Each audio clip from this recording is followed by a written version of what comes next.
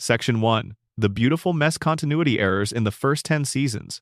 There is something uniquely comforting about a show that has been making the same kinds of mistakes for 36 years and never once stopped to apologize for any of them. The Simpsons is, depending on how you look at it, either the most carefully crafted animated series in television history or the most gloriously inconsistent one. The truth, as with most things about Springfield, lands somewhere in the middle.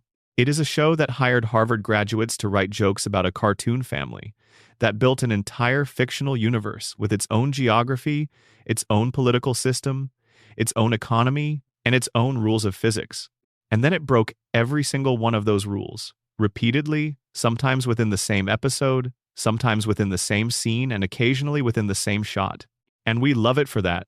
That is the thing nobody quite says out loud when they talk about Simpsons mistakes. The errors are not a flaw in the show's legacy. They are part of its texture. They are proof that something this alive, this generative, this constantly in motion, cannot possibly stay perfectly consistent across 36 seasons and nearly 800 episodes. The mistakes are the fingerprints of something human pressed into the surface of a cartoon world. So settle in, get comfortable. This is going to take a while, because we are going through the mistakes, the goofs, the continuity errors, the background blunders, the plot holes, the character contradictions, the animation slip-ups, and the quiet little moments where the writers clearly forgot what they had written 2 seasons earlier. We are going through all of it, not to mock the show, not to expose it, but because going through it is, in the strangest way, one of the most relaxing things you can do with 4 hours of your evening. Let us start at the very beginning. Season 1 of The Simpsons debuted in December of 1989, and even in that first short season, the show was already being impressively inconsistent with itself. The most famous early error involves the Simpson family couch. In the very first episode, Simpsons roasting on an open fire, the couch in the living room is orange. This is an established piece of the Simpsons' visual identity. The orange couch, the couch that the family races to sit on in every opening credit sequence. It is as fundamental to the show's iconography as Homer's donut or Bart's skateboard. And yet in that same first season, in the episode There's No Disgrace Like Home, the couch is blue, not a different shade of orange. Not a lighting trick, blue. The production team simply used a different color reference sheet for that episode and nobody caught it before broadcast. The couch returns to orange in subsequent episodes and stays there, more or less, for the rest of the series. But that brief blue couch period in Season 1 is a quiet little reminder that the show was still figuring out what it was. The second major early error involves Homer's hair. In the earliest episodes, particularly in the animated shorts that ran on The Tracy Ullman Show before the series proper began, Homer has a slightly different shape to his head. The 2 hairs that sit on top of his skull are positioned differently.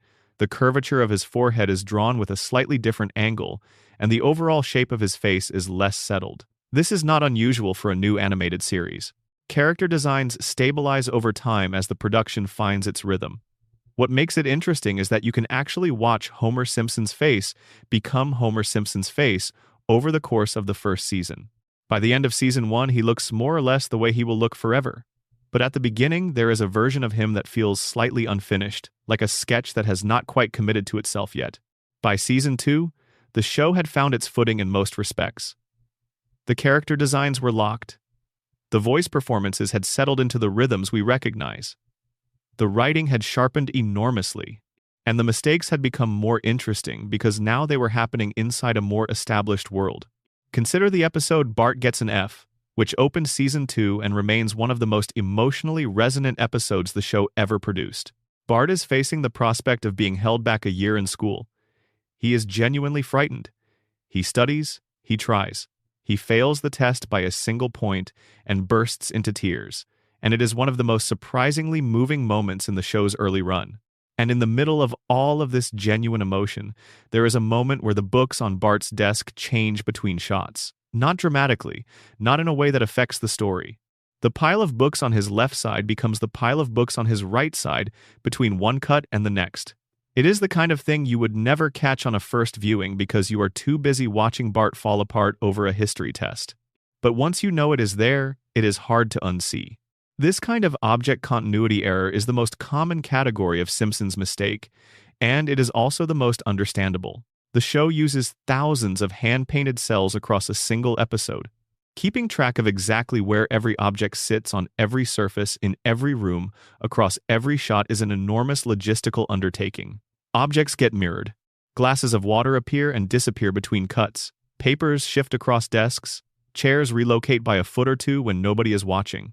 These are the quiet background mistakes that populate every episode if you are looking for them, and they are almost never important to the story being told. But sometimes the mistakes are more conspicuous. In the Season 2 episode Simpson and Delilah, Homer discovers a product called Demoxenil that regrows hair. He buys it with money he steals from the power plant's emergency fund, grows a full head of hair, gets promoted, hires an assistant named Carl, and then loses everything when Bart spills the Demoxenil. It is a great episode. Sharp satire about workplace appearance discrimination, a genuinely sweet relationship between Homer and Carl, and some of the best expressions of pure Homer joy the show ever captured. But there is a continuity problem woven through the entire premise. In earlier episodes, Homer's baldness has already been explained in multiple contradictory ways. He went bald from stress. He went bald because his father was bald. He was born bald. The Demoxenil episode presents his baldness as a medical condition treatable by a topical cream, which suggests a very different underlying cause than any of those earlier explanations offered. This is the first major instance of the show contradicting its own established backstory, and it would not be the last. It would not even be the most egregious. Season 3 is where the mistakes start getting genuinely delicious. The episode Stark Raving Dad is one of the most beloved in the series. A large man named Leon Kompowski arrives at the Springfield mental institution claiming to be Michael Jackson. Homer befriends him. Bart writes a birthday song for Lisa. It is warm and strange and deeply memorable, and it exists in a continuity paradox that the show never bothered to resolve. In this episode, Homer is committed to a mental institution after wearing a white shirt to work, which a company's psychiatric form interprets as a cry for help. He is sent to a facility and shares a room with Leon. The episode treats this as Homer's first encounter with psychiatric institutionalization, but in a later episode, Homer references having been committed before, suggesting a different history. And in yet another episode, the events of Stark Raving Dad are referenced in a way that slightly contradicts how they played out originally. The episode exists in a kind of soft continuity fog, where its emotional truth is preserved but its factual details become negotiable, depending on what later episodes need them to be. This is a pattern that defines the show's relationship with its own history. The Simpsons does not ignore its past exactly. It just treats the past as a resource rather than a fixed record. Episodes are mined for emotional and comedic material. The specific details of how those episodes played out are considered secondary to what the show needs in the current moment. It is an approach that creates enormous creative flexibility and enormous continuity headaches simultaneously. In Season 3, we also get the episode Homer at the Bat, which features 9 Major League Baseball players as guest stars in what is still one of the greatest sports-themed episodes in animated television history. And running through the background of this episode are a series of small errors that you would only catch if you happen to be a dedicated baseball fan watching very carefully. The Springfield nuclear power plant softball team's record is stated at one point and then contradicted by the results shown on screen. A player's batting stance in one shot does not match his stance in the immediately preceding shot. These are minor things. They are the kinds of things that happen when a production is moving quickly and the guest stars are recording their lines separately from the main cast, and the background artists are working from scripts rather than finished footage. They matter not at all to the pleasure of watching the episode, and everything to the particular joy of noticing them. Season 4 is where the show reaches what many consider its creative peak, and it is also where the continuity errors start to take on a more philosophical character. The show is running so fast, exploring so many ideas, trying so many things, that small contradictions begin to accumulate in the background like sediment. The episode A Streetcar Named Marge contains a continuity error so elegant it almost functions as its own commentary. Marge is cast in a local production of a musical version of A Streetcar Named Desire. The episode follows her rehearsals and the production itself, and along the way it establishes details about the Springfield Community Theater and its director that will be quietly contradicted by other episodes that feature the theater in later seasons. The director's name changes, the theater's history changes, even the physical layout of the theater shifts depending on which episode you are watching. It is as if Springfield's community theater exists in a permanent state of redecoration, with different people running it every time a story requires it. The episode Homer the Heretic, which we will return to several times in this script because it contains so much that later episodes trip over, establishes a specific theology for the show's universe. God exists. God has a face. God speaks to Homer directly. God has feet, which are shown in that episode as having the standard cartoon four-toed configuration shared by all Springfield residents. This sounds like a small detail. It is actually enormously consequential, because it means that within the show's universe, God is not merely a spiritual concept but a physical being who exists in the same reality as the characters and who has already demonstrated willingness to communicate directly with at least one Springfield resident. And then the show never fully commits to the implications of this. God appears again in later episodes, sometimes consistent with the Homer, the Heretic version, sometimes slightly different in portrayal, and the rest of the characters go about their lives as though divine revelation is not something that happens on a fairly regular basis in their town.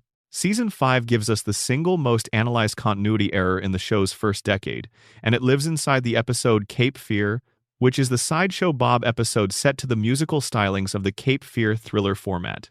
It is the episode that contains the famous rake gag, where Sideshow Bob steps on rake after rake after rake in an escalating sequence that goes on long enough to become genuinely strange and then loops back around to being genuinely funny.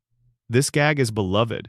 It is also the episode that establishes, definitively, that Sideshow Bob's full name is Robert Underdunk Terwilliger Jr., which is fine. Except that in earlier episodes, details about Sideshow Bob's background suggest a slightly different family history. His brother Cecil, who appears in later episodes, has a different relationship to the Terwilliger family name than the Cape Fear episode's framing quite supports. And Sideshow Bob's history before he joined Krusty's show is established in one episode and then quietly reshuffled in another. None of this stops the Sideshow Bob episodes from being among the best the show ever produced. It just means that if you try to construct a complete timeline of Robert Underdunk Terwilliger Jr.'s life from the available evidence, you will end up with something that resembles a jigsaw puzzle assembled from 3 different boxes. In Season 5, we also encounter the episode Homer Loves Flanders, which is remarkable for depicting Homer and Ned developing a genuine friendship over the course of the episode, only for that friendship to be completely reset by the end, with Homer returning to his normal stance of mild hostility and occasional cruelty toward his neighbor. The episode is aware of this reset. It acknowledges it somewhat self-consciously. But it is the clearest early example of the show explicitly choosing to erase character development in service of maintaining the status quo. Homer and Ned's relationship will be explored again in later episodes, will reach similar emotional beats, and will be reset again in similar ways. The reset is a feature of the show's episodic structure. Not a mistake exactly, but it accumulates into a kind of continuity error over time. Because the Homer at the end of Homer Loves Flanders knows things about Ned, has experienced things with Ned, that the Homer at the beginning of the next episode simply does not seem to carry with him. Season 6 is the year of maximum creative ambition, and therefore the year of maximum interesting mistakes. The episode Bart's Girlfriend introduces Jessica Lovejoy, Reverend Lovejoy's daughter, as a recurring character who is simultaneously deeply religious and deeply amoral. She becomes Bart's love interest and then his nemesis within the episode, and she is sharp and funny and completely at odds with virtually everything we have been told about the Lovejoy family up to this point. Reverend Lovejoy has been established as a somewhat worn-down, mildly cynical man of faith who gives the impression of being quietly exhausted by the demands of his congregation. Helen Lovejoy is Springfield's premier moral crusader, a woman whose default response to anything is shock and offense. Neither of them, in their established characterizations, quite maps onto the parents of a child who is secretly dissolving collections for personal fun and manipulating the entire town with practiced ease. The episode does not resolve this tension. It just presents Jessica as she is and moves on, leaving viewers to construct whatever family backstory makes the most sense. The same season contains the 2-part Who Shot Mr.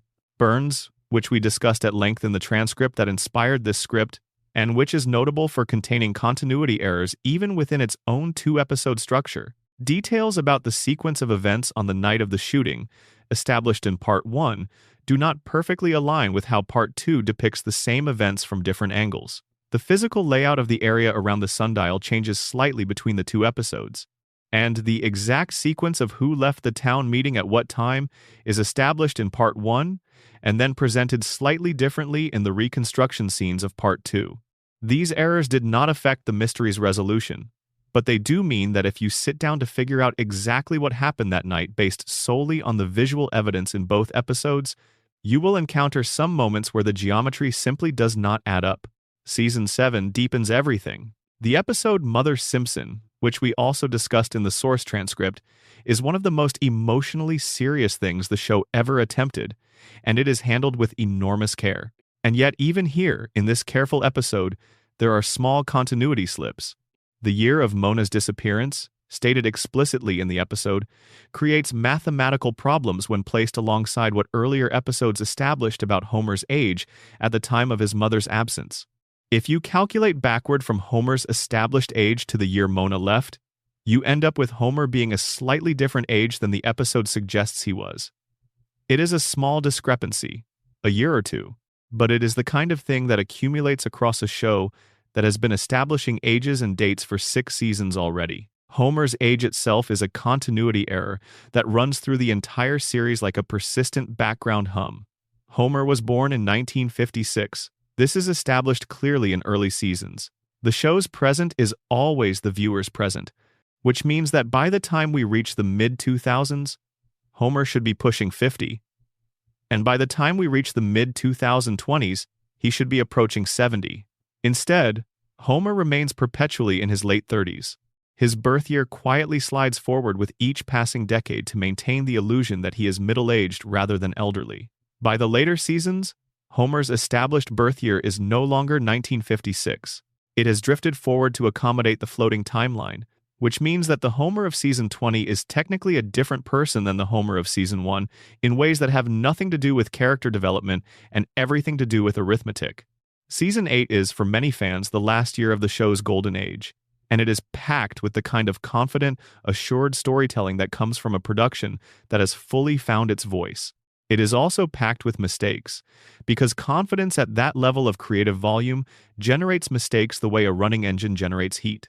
The episode Hurricane Nettie, which we also referenced in the source material, contains a beautiful error in its depiction of Ned Flanders' childhood. The psychiatrist who treated young Ned is shown as a man of a certain age in the flashback scenes. When you calculate how old that psychiatrist would be in the episode's present day, based on the apparent age he appears to be in the flashback and the number of years that have passed according to the show's own timeline, he should be well into his 90s if not older. He does not appear to be well into his 90s. He appears to be a middle-aged man. Either the flashback is set much more recently than the episode implies, or the psychiatrist has been aging extremely gracefully, or someone in the production did not run the numbers before finalizing the episode's timeline.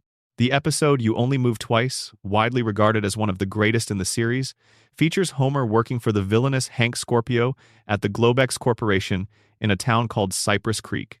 Homer is extraordinarily good at his job there. He thrives. He is useful. He makes real contributions. And then the family decides to move back to Springfield, and Homer returns to the nuclear power plant and is immediately back to being incompetent and useless. The character growth that occurs in You Only Move Twice simply does not transfer back to his home environment, which is, on some level, an intentional point the episode is making about how people perform differently in different contexts. But it creates a continuity problem nonetheless. Homer demonstrated in Cypress Creek that he is capable of being competent when properly motivated and valued. The Homer who appears in episodes before and after You Only Move Twice does not operate as though he has access to that capability. Season 9 is where things get complicated in a different way. The episode The Principal and the Pauper, which the source transcript discusses at length under a slightly different name, created a crisis of continuity that the show has never really recovered from. Armin Tamzarian, the revelation of his identity, and Springfield's collective decision to pretend the truth never happened did not just break continuity in the narrative sense. It broke the audience's trust in the show's willingness to take its own continuity seriously. Before that episode, continuity errors were background noise. After that episode, they became a subject of conversation. Fans who might previously have let small inconsistencies slide found themselves holding the show to a higher standard precisely because the show had demonstrated that it was capable of simply declaring its own history invalid whenever convenient. And in Season 10, the errors compound. Not because the show gets worse in Season 10, though some fans argue it does begin to lose something during this period.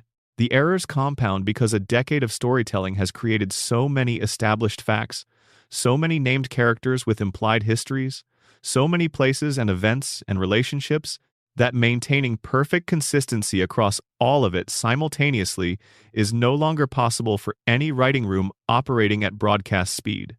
The episode Homer Simpson in Kidney Trouble features Homer refusing to donate a kidney to his father, which is played primarily for comedy but which establishes specific details about Abe Simpson's medical history that will be quietly contradicted by later episodes.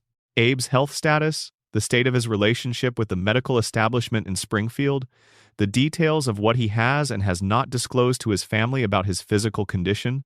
These things drift and shift across the seasons as different writers work with the character in different contexts, each choosing the version of Abe that serves their specific story. By the end of the first 10 seasons, the show has accumulated a mountain of small contradictions, a collection of mid-sized continuity errors, and a handful of large, structural inconsistencies that define its relationship with its own history. And it has also produced some of the finest half-hours of comedy in the medium's history, which is not unrelated to the mistake count. The show made so many mistakes because it was moving so fast, trying so many things, and caring more about the emotional truth of each individual story than about maintaining a perfectly organized archive of established facts. That is not a defense of sloppy writing. It is an observation about what the show prioritized. It prioritized the joke, it prioritized the feeling, it prioritized the moment. And sometimes, in service of the moment, it quietly set aside what had been established before. The mistakes are, in that sense, a love letter from the writers to the work, a sign that they were so absorbed in what they were making right now that they occasionally forgot to check what they had made before. And that is somehow deeply endearing. Drop a comment below telling us what time it is where you are and where you are watching from. And if you are enjoying this, go ahead and subscribe. There is a lot more Springfield to get through tonight. Section 2. The Man in Sector 7. G. Homer's Job Title and Workplace Inconsistencies. Homer J. Simpson is, officially, a safety inspector at the Springfield nuclear power plant. He works in Sector 7G.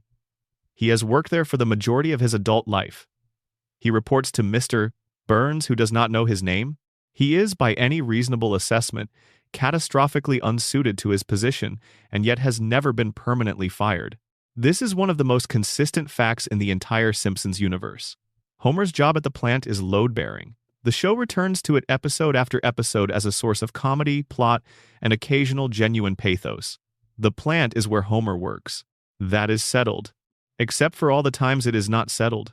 Except for all the times Homer's job title changes, his responsibilities shift, his rank within the plant's hierarchy gets reshuffled, or the plant itself operates according to rules that contradict what previous episodes established about how it functions. Let us walk through this carefully, because the Homer employment continuity problem is richer and stranger than it might initially appear. The first complication is the title itself. In the earliest episodes, Homer's job is described in ways that do not quite add up to what we would later understand as his role. In some early scenes, Homer appears to be operating heavy equipment that a safety inspector would not typically operate. In others, he performs tasks that suggest a more hands-on maintenance role than safety oversight typically implies. The title safety inspector gets established clearly and early, but the actual duties associated with that title are somewhat flexible depending on what any given episode needs Homer to be doing. The second complication is Homer's relationship to the actual safety of the plant. A safety inspector's job is to identify hazards and ensure compliance with safety regulations. Homer does essentially none of this. He sleeps at his workstation. He eats during emergencies. He has been shown pressing buttons at random and hoping for the best. He has introduced foreign objects into the reactor core. He has caused at least 3 near meltdowns that are depicted on screen, with the suggestion that there are more that the show simply never dramatized. A real safety inspector who performed this way would be fired immediately, then arrested, then probably face federal charges. Homer just keeps coming in on Monday. The show is aware of this gap between the title and the performance. It is the joke. Homer's incompetence is the joke, and the safety inspector title is the punchline. We understand this. But the gap creates a genuine question about what the show considers Homer's actual function at the plant to be, and that question becomes interesting when you notice that different episodes answer it differently. In the Season 4 episode, Last Exit to Springfield, Homer becomes the union leader for the plant's workers during a labor dispute with Mr. Burns. This episode is widely considered one of the greatest in the series, a perfectly constructed piece of social satire about labor organizing and corporate power. And in it, Homer functions as a genuine representative of worker interests. He negotiates, he strategizes, he holds a strike, he wins. And then by the next episode, he is back in Sector 7G pressing buttons at random. The leadership capability that Homer demonstrates in Last Exit to Springfield does not carry forward. It exists entirely within that episode's frame and then evaporates. But here is where the continuity problem deepens. Homer's position as safety inspector implies a certain rank within the plant's hierarchy. He is not a line worker. He is not maintenance staff. He is in an oversight role, which typically sits above the workers being overseen but below the management doing the overseeing. This middle-tier position should come with certain privileges and responsibilities that remain consistent across episodes. And yet Homer's rank within the plant fluctuates dramatically depending on what a story requires. In some episodes, Homer is essentially powerless, subject to the whims of shift supervisors and middle managers whose authority over him is treated as absolute. In others, Homer moves freely through the plant without challenge, accessing areas that should be restricted to personnel of higher clearance. In one episode, he operates a control panel that would logically be reserved for engineers with advanced training. In another episode, he cannot operate the same type of panel he has been shown operating for years. The physical layout of the plant itself contributes to the confusion. Sector 7G, Homer's assigned work area, is depicted differently across episodes. The control panel changes configuration. The room's dimensions shift. The equipment present in the room varies. This is partly an animation production challenge. Keeping a detailed technical environment perfectly consistent across hundreds of episodes drawn by different artists at different studios over multiple decades is genuinely difficult. But it also means that Homer's workplace is, visually speaking, a different place in different episodes, which quietly undermines the sense that this is a real location with a fixed physical reality. The episode Homer Goes to College in Season 5 raises a different kind of workplace continuity problem. Burns discovers that Homer, his safety inspector, does not have a college degree. In reality, nuclear safety inspectors require significant formal education and certification.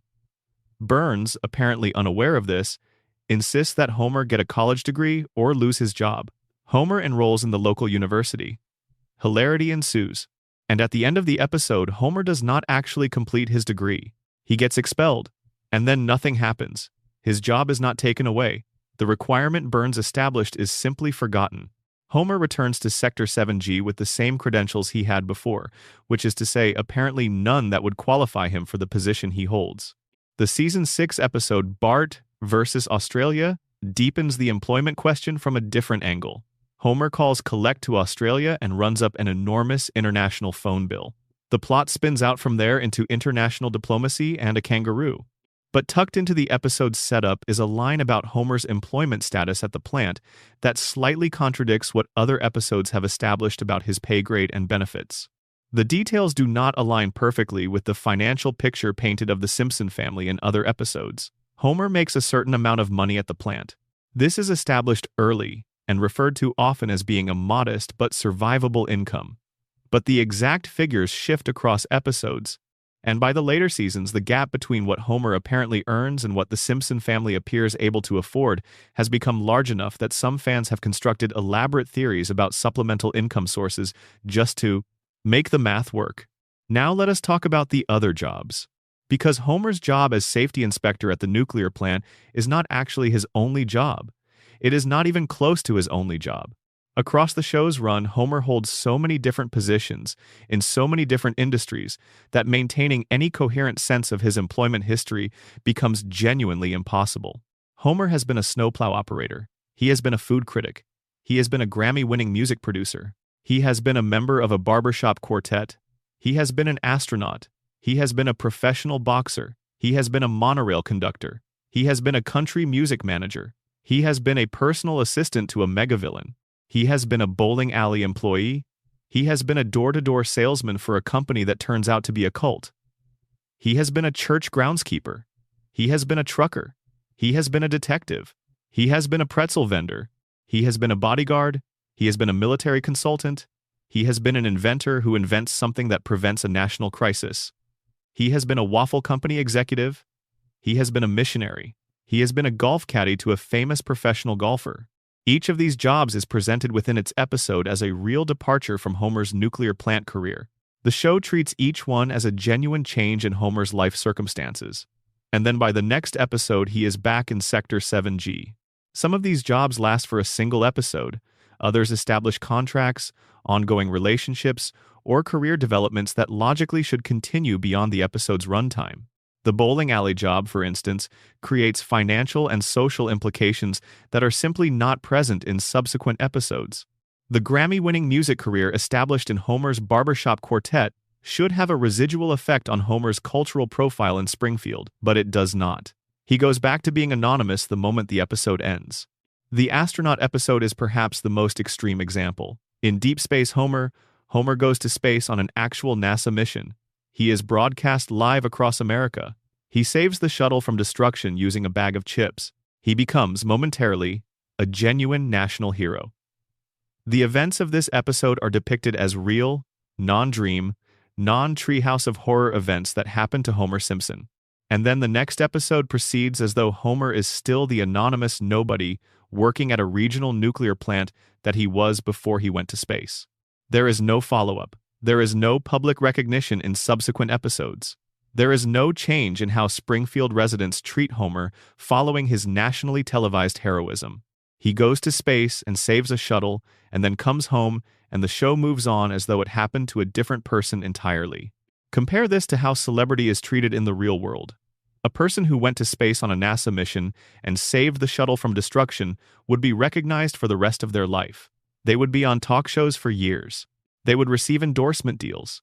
Their children would be known at school as the kids whose father went to space.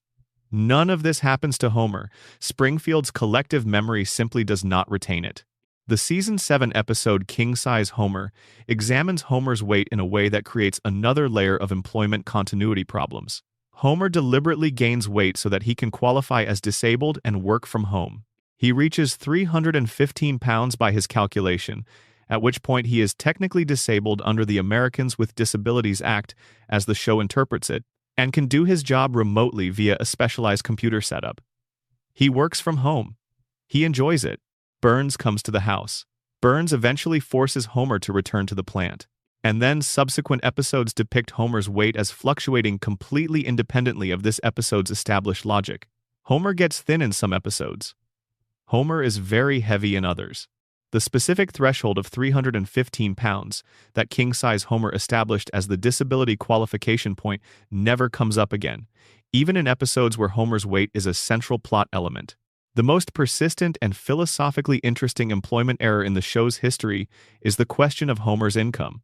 The Simpson family lives in a real house, not an apartment, a house with a yard and a garage and multiple bedrooms. They own 2 cars. Their children participate in after-school activities that cost money. They take vacations, they eat out, they attend events, they own a dog and occasionally other pets. This lifestyle requires a certain baseline income, and that income is supposed to come primarily from Homer's job at the plant. In early episodes, this is handled carefully. The Simpsons are depicted as financially stressed. They cannot always afford what they want. Homer worries about money. Marge clips coupons. The economic pressure is part of the show's texture, part of what makes the family feel real and relatable. But as the show goes on, this economic grounding becomes increasingly inconsistent. Episodes that require the family to be wealthy enough to do something make them wealthy enough to do it. Episodes that require them to be struggling make them struggling. The income from Homer's plant job bends to fit whatever the current episode needs, and the result is a family whose financial situation is permanently ambiguous. This ambiguity is not unique to The Simpsons. Most sitcom families operate within a similar elastic financial logic where the show's circumstances expand and contract to serve the story. But The Simpsons set up its financial reality with enough specificity in its early seasons that the later elastic treatment creates genuine inconsistencies. We were told what Homer made, roughly. We were shown what the family could and could not afford. And then later episodes quietly revised those parameters without announcement. There is also the matter of Homer's relationship with his boss, which is one of the great running jokes of the series and also one of its great continuity puzzles. Mr. Burns does not know Homer's name. This is established early and returned to constantly. Burns calls Homer a variety of wrong names across the series. This is funny because the power differential between them is so extreme that Burns cannot be bothered to learn the name of one of his many employees, and Homer is too dependent on the job to correct him. The joke works. It has worked for 36 years. Except the show also has Burns interacting with Homer in ways that directly contradict the premise that he does not know who Homer is. In certain episodes, Burns identifies Homer by name. In others, Burns demonstrates knowledge of Homer's home life, his family, his personal history that he could not possibly have if he genuinely could not place Homer's face to a name. The "who is this?" joke and the Burns as omniscient manipulator characterization that other episodes depend on are in direct tension with each other, and the show resolves this tension by simply not acknowledging it and using whichever version of Burns and Homer's relationship best serves the current episode. The Season 8 episode Homer's Enemy introduces Frank Grimes, a man who has worked hard his entire life to achieve modest professional competence, and who cannot understand why Homer, who clearly does not deserve his position, has the life and circumstances he has. Frank Grimes is explicitly positioned as a vessel for the audience's own logical objections to Homer's situation, and Frank Grimes is driven insane by the experience. He imitates Homer's behavior to prove it is insane, electrocutes himself, and dies. The episode is a masterpiece of dark comedy. It is also the show's most direct acknowledgement that Homer's employment situation does not make rational sense. Frank Grimes is right. By any normal logic, Homer should not have the life he has. The show knows this. It just does not intend to fix it. Homer's employment at the plant is sustained, according to a later episode, by a secret deal between Grandpa Simpson and Mr. Burns. Burns committed some unspecified crime. Abe discovered it. In exchange for Abe's silence, Burns guaranteed Homer permanent employment at the plant regardless of performance. This retroactive explanation for Homer's inexplicable job security is elegant and satisfying, and also creates a whole new layer of continuity problems. Because if this deal was struck, and if Homer's employment is protected by it, then various episodes where Homer is genuinely at risk of being fired and which treat that risk as real and consequential are operating as though the deal does not exist. The episodes where Homer is threatened with termination and takes genuine desperate action to save his job should not be tense if the deal protects him. But they are tense. The show treats them as tense. Because the deal had not been invented yet when those earlier episodes were written, this is the core challenge of long-form television continuity. The show cannot retroactively make old episodes consistent with facts established in later episodes. It can only move forward. And moving forward while dragging 36 years of established facts behind you means that sometimes the facts you establish today will create pressure on the facts you established a decade ago. Homer's job at the nuclear plant is the most consistent single element of his character across the series, and it is also riddled with contradictions at nearly every level of examination. His title, his duties, his rank, his income, his relationship with his boss, his history within the plant, his reasons for being there, and the logic of how he manages to stay there all shift depending on what any given episode needs them to be. And yet when you watch any given episode and Homer is in Sector 7G, pressing the wrong button or falling asleep at the controls or announcing that he is going to eat his lunch early, it feels right. It feels true. Because the emotional reality of Homer's relationship to that job is perfectly consistent even when the factual details are not. Homer hates the job and loves the security it provides. He is bad at it and knows it. He is loyal to it in the way that people are loyal to things that define them, even when those things are not good for them. The job is Homer. Homer is the job. And no amount of continuity error can shake that fundamental truth. Section 3. Ages, birthdays, and the impossibility of the Simpson family timeline. Every member of the Simpson family has an age. Every member of the Simpson family has a birthday. Every member of the Simpson family has a birth year that has been stated, implied, or visually suggested across various episodes. And none of these facts are consistent with each other, or with the episodes those facts appear in, or with the dates of real-world events that the show ties them to. The Simpson family timeline is not merely imprecise. It is, upon close examination, a kind of beautiful chaos. A network of dates and ages and historical reference points that has been woven and then rewoven and then woven again over 36 years into something that no longer resembles a coherent chronology and instead resembles what happens when you let a child play with a family tree until all the branches are facing different directions. Let us start with Bart. Bart Simpson was born in 1980. This is stated in early episodes, implied by flashback episodes, and consistent with a father born in 1956 having a child when he is roughly 24 years old, which fits with what the early seasons establish about Homer's age at Bart's birth. In 1989, when the show begins, this would make Bart 9 years old. He becomes 10 during the series. He is, as we have established, still 10 years old as of this writing. But 1980 is not Bart's birth year in the later seasons. Because the floating timeline has moved the show's present forward while keeping Bart at 10, Bart's implied birth year has drifted forward to accommodate the arithmetic. By the mid-2000s, Bart's behavior and cultural references suggest a child born in the mid to late 1990s. By the 2010s, Bart's world is that of a kid born around 2000. The specific pop cultural references, the technology, the school experience are all calibrated to the viewer's present rather than to a fixed historical moment. This creates a situation where Bart's birth year is essentially unknowable if you try to derive it from the show's internal evidence. Different episodes place different historical events in Bart's past. Different flashback sequences show his early childhood against different cultural backgrounds.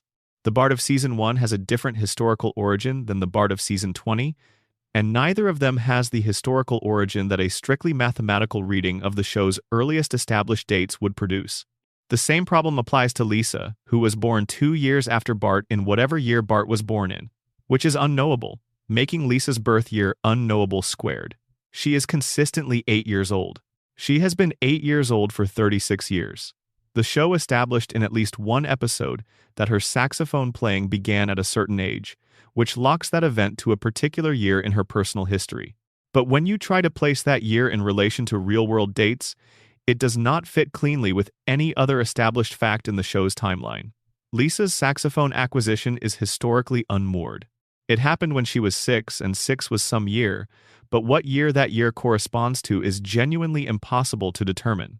Maggie is 1 year old, and has been 1 year old since 1989. She was born during the series proper, which means she has a birth year that should be determinable.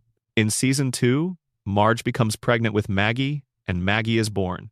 This should anchor Maggie's birth to sometime around 1990 to 1991. But later episodes feature Maggie as infant in scenarios that are clearly set in more recent years, with contemporary cultural references and modern technology visible in backgrounds. Maggie's first year of life has been stretched across multiple decades of television production without her aging a single day within it. There is an episode in Season 5 called And Maggie Makes 3, in which Homer tells the story of how Maggie came to be, using a home video framing device to walk through the events that led to Maggie's conception and birth. This episode is, within its own bounds, perfectly lovely. It has genuine emotional warmth and one of the most touching final moments in the series, involving photos of Maggie that Homer keeps at his workplace. But the chronology it establishes creates problems. The flashback sequences in the episode suggest that Maggie was born at a specific point in the family's financial history, after Homer quit the plant to pursue his dream job and had to return when Marge's pregnancy made it financially necessary. And when you try to reconcile this chronology with other episodes that also feature flashback sequences to the family's early years, the timelines do not synchronize. Events that should be before Maggie's birth appear after it. Events that should be after Maggie's birth appear before it. The Simpson family's own history, as told in different episodes by different creative teams, does not quite form a single coherent story. Homer's age is its own elaborate problem. Homer was born on May 12, 1956.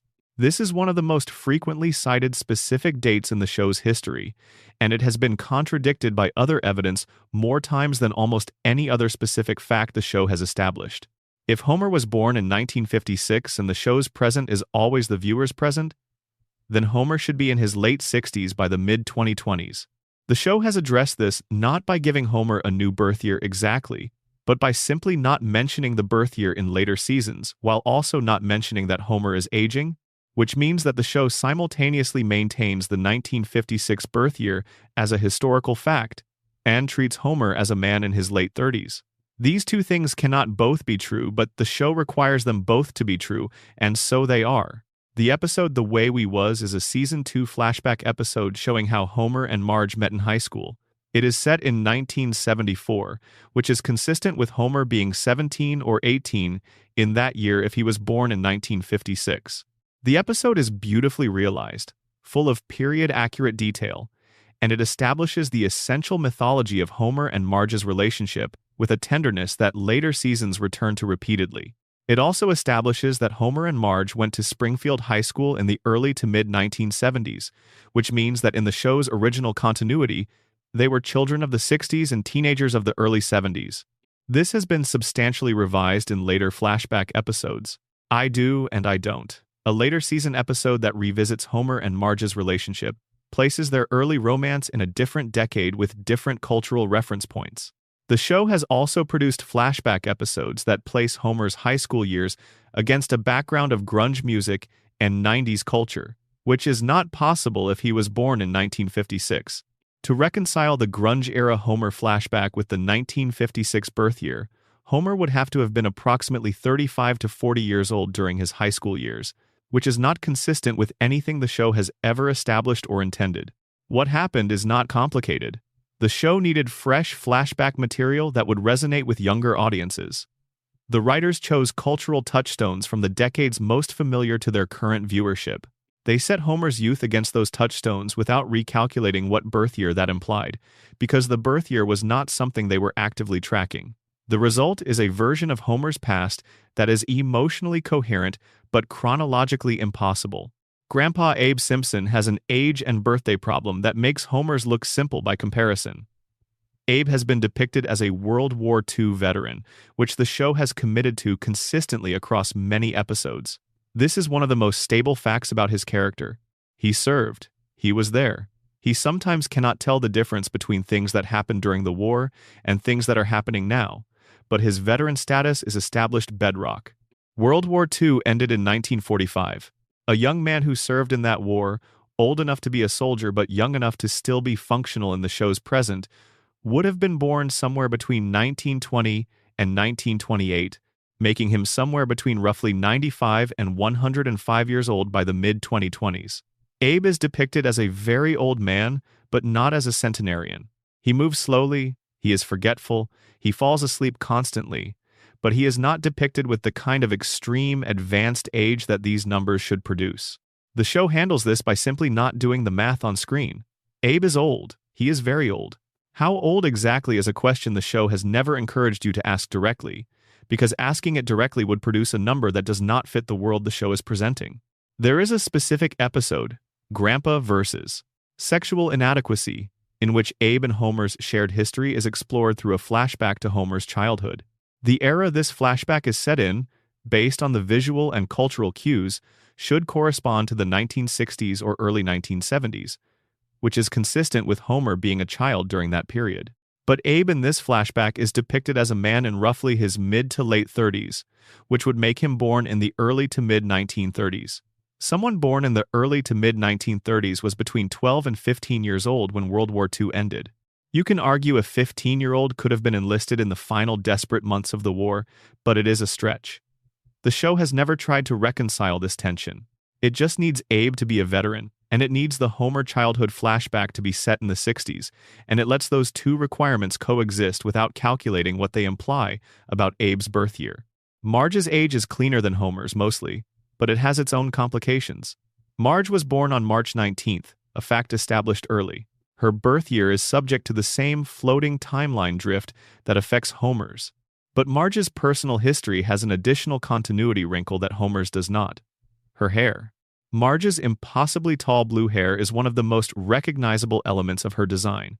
It is iconic. It is immediately identifiable. It defines her silhouette more than any other single feature. And the show has established, in multiple episodes, that Marge has had this hairstyle essentially her entire adult life. Flashback episodes to Marge's young adulthood show her with the tall blue tower of hair. Flashback episodes to her childhood show a shorter version of the same style beginning to develop. The hairstyle is presented as a constant of Marge's identity. But there is an episode in which Marge's natural hair color is revealed to not be blue. Marge dyes her hair blue. The natural color is gray, or in some telling, a dark brown or black. She has been dyeing her hair blue for so long that the blue is now what everyone, including her family, thinks of as her natural appearance. This is revealed, treated as funny, and then never addressed again. Subsequent episodes show Marge with blue hair and never reference the fact that it requires ongoing maintenance to stay blue. Her roots never show. Her hair never grows out between dye appointments. The blue exists in a state of permanent, perfect maintenance that does not correspond to how hair dye actually works, or to the episode that established that it is not her natural color. There is also the matter of the Bouvier family history, which the show establishes across several episodes with enough detail to create a fairly dense web of continuity problems. Marge's parents, Jacqueline and Clancy Bouvier, appear in several episodes and are given enough backstory to generate contradictions with each other. Clancy Bouvier has a professional history that is stated differently in different episodes.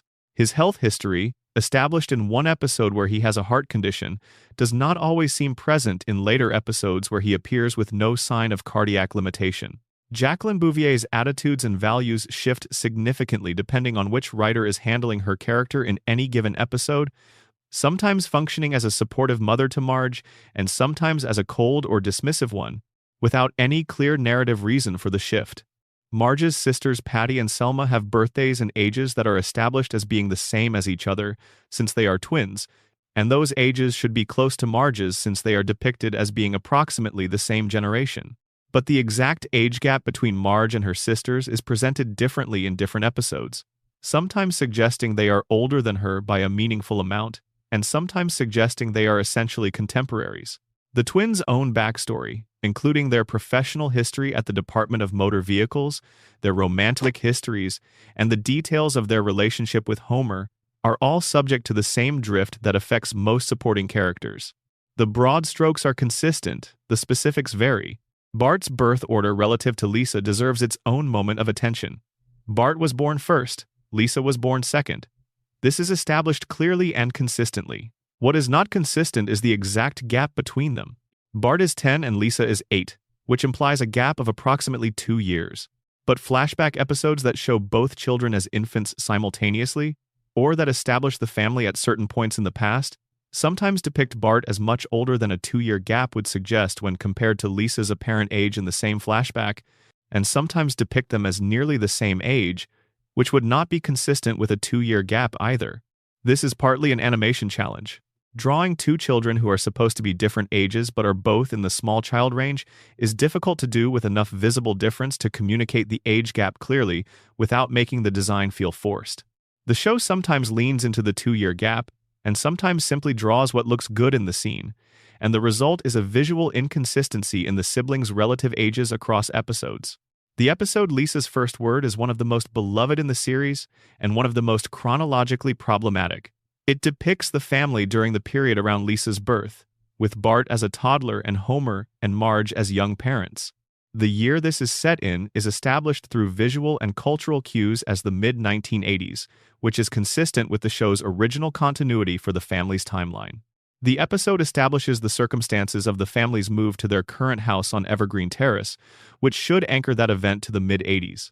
But subsequent flashback episodes place the move to Evergreen Terrace at different times, sometimes suggesting it happened when Bart was older, sometimes when he was younger, and the mid-80s setting of Lisa's First Word is never explicitly contradicted, but also never consistently maintained as the reference point for subsequent depictions of the family's early history on that street. The floating timeline is the official explanation for all of this. The characters exist in a permanent present. Their ages do not change. Their backstories shift to accommodate the drift. This is understood and accepted by the audience as the show's operational reality. But it does not actually resolve the contradictions. It explains why they exist, but it does not make them consistent.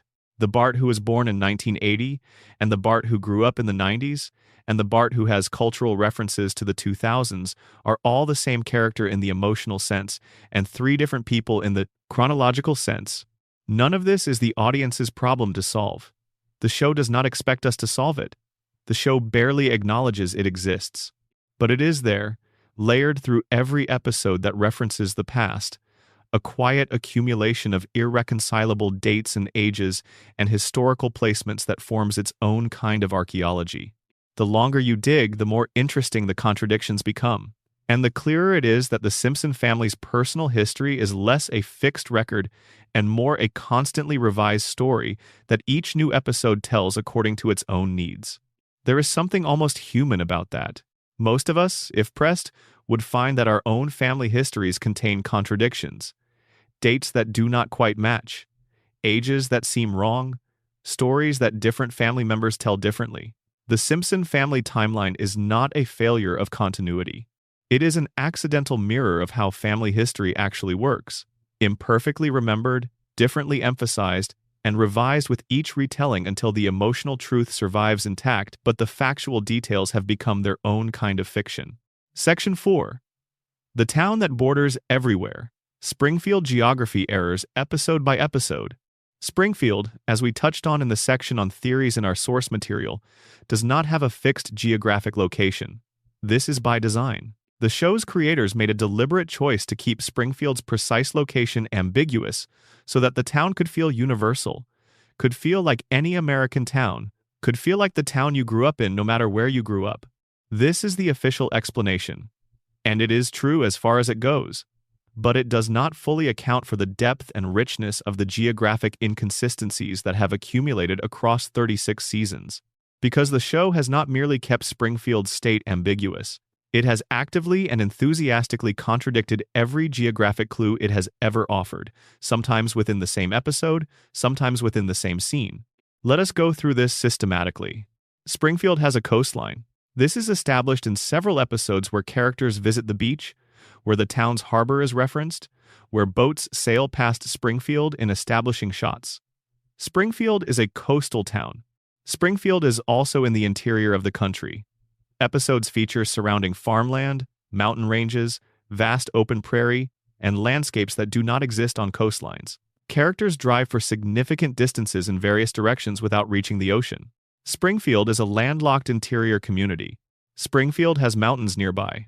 In several episodes, characters travel to nearby mountain ranges for skiing, hiking, or simply to observe the dramatic peaks that the establishing shots have placed within reasonable driving distance of the town.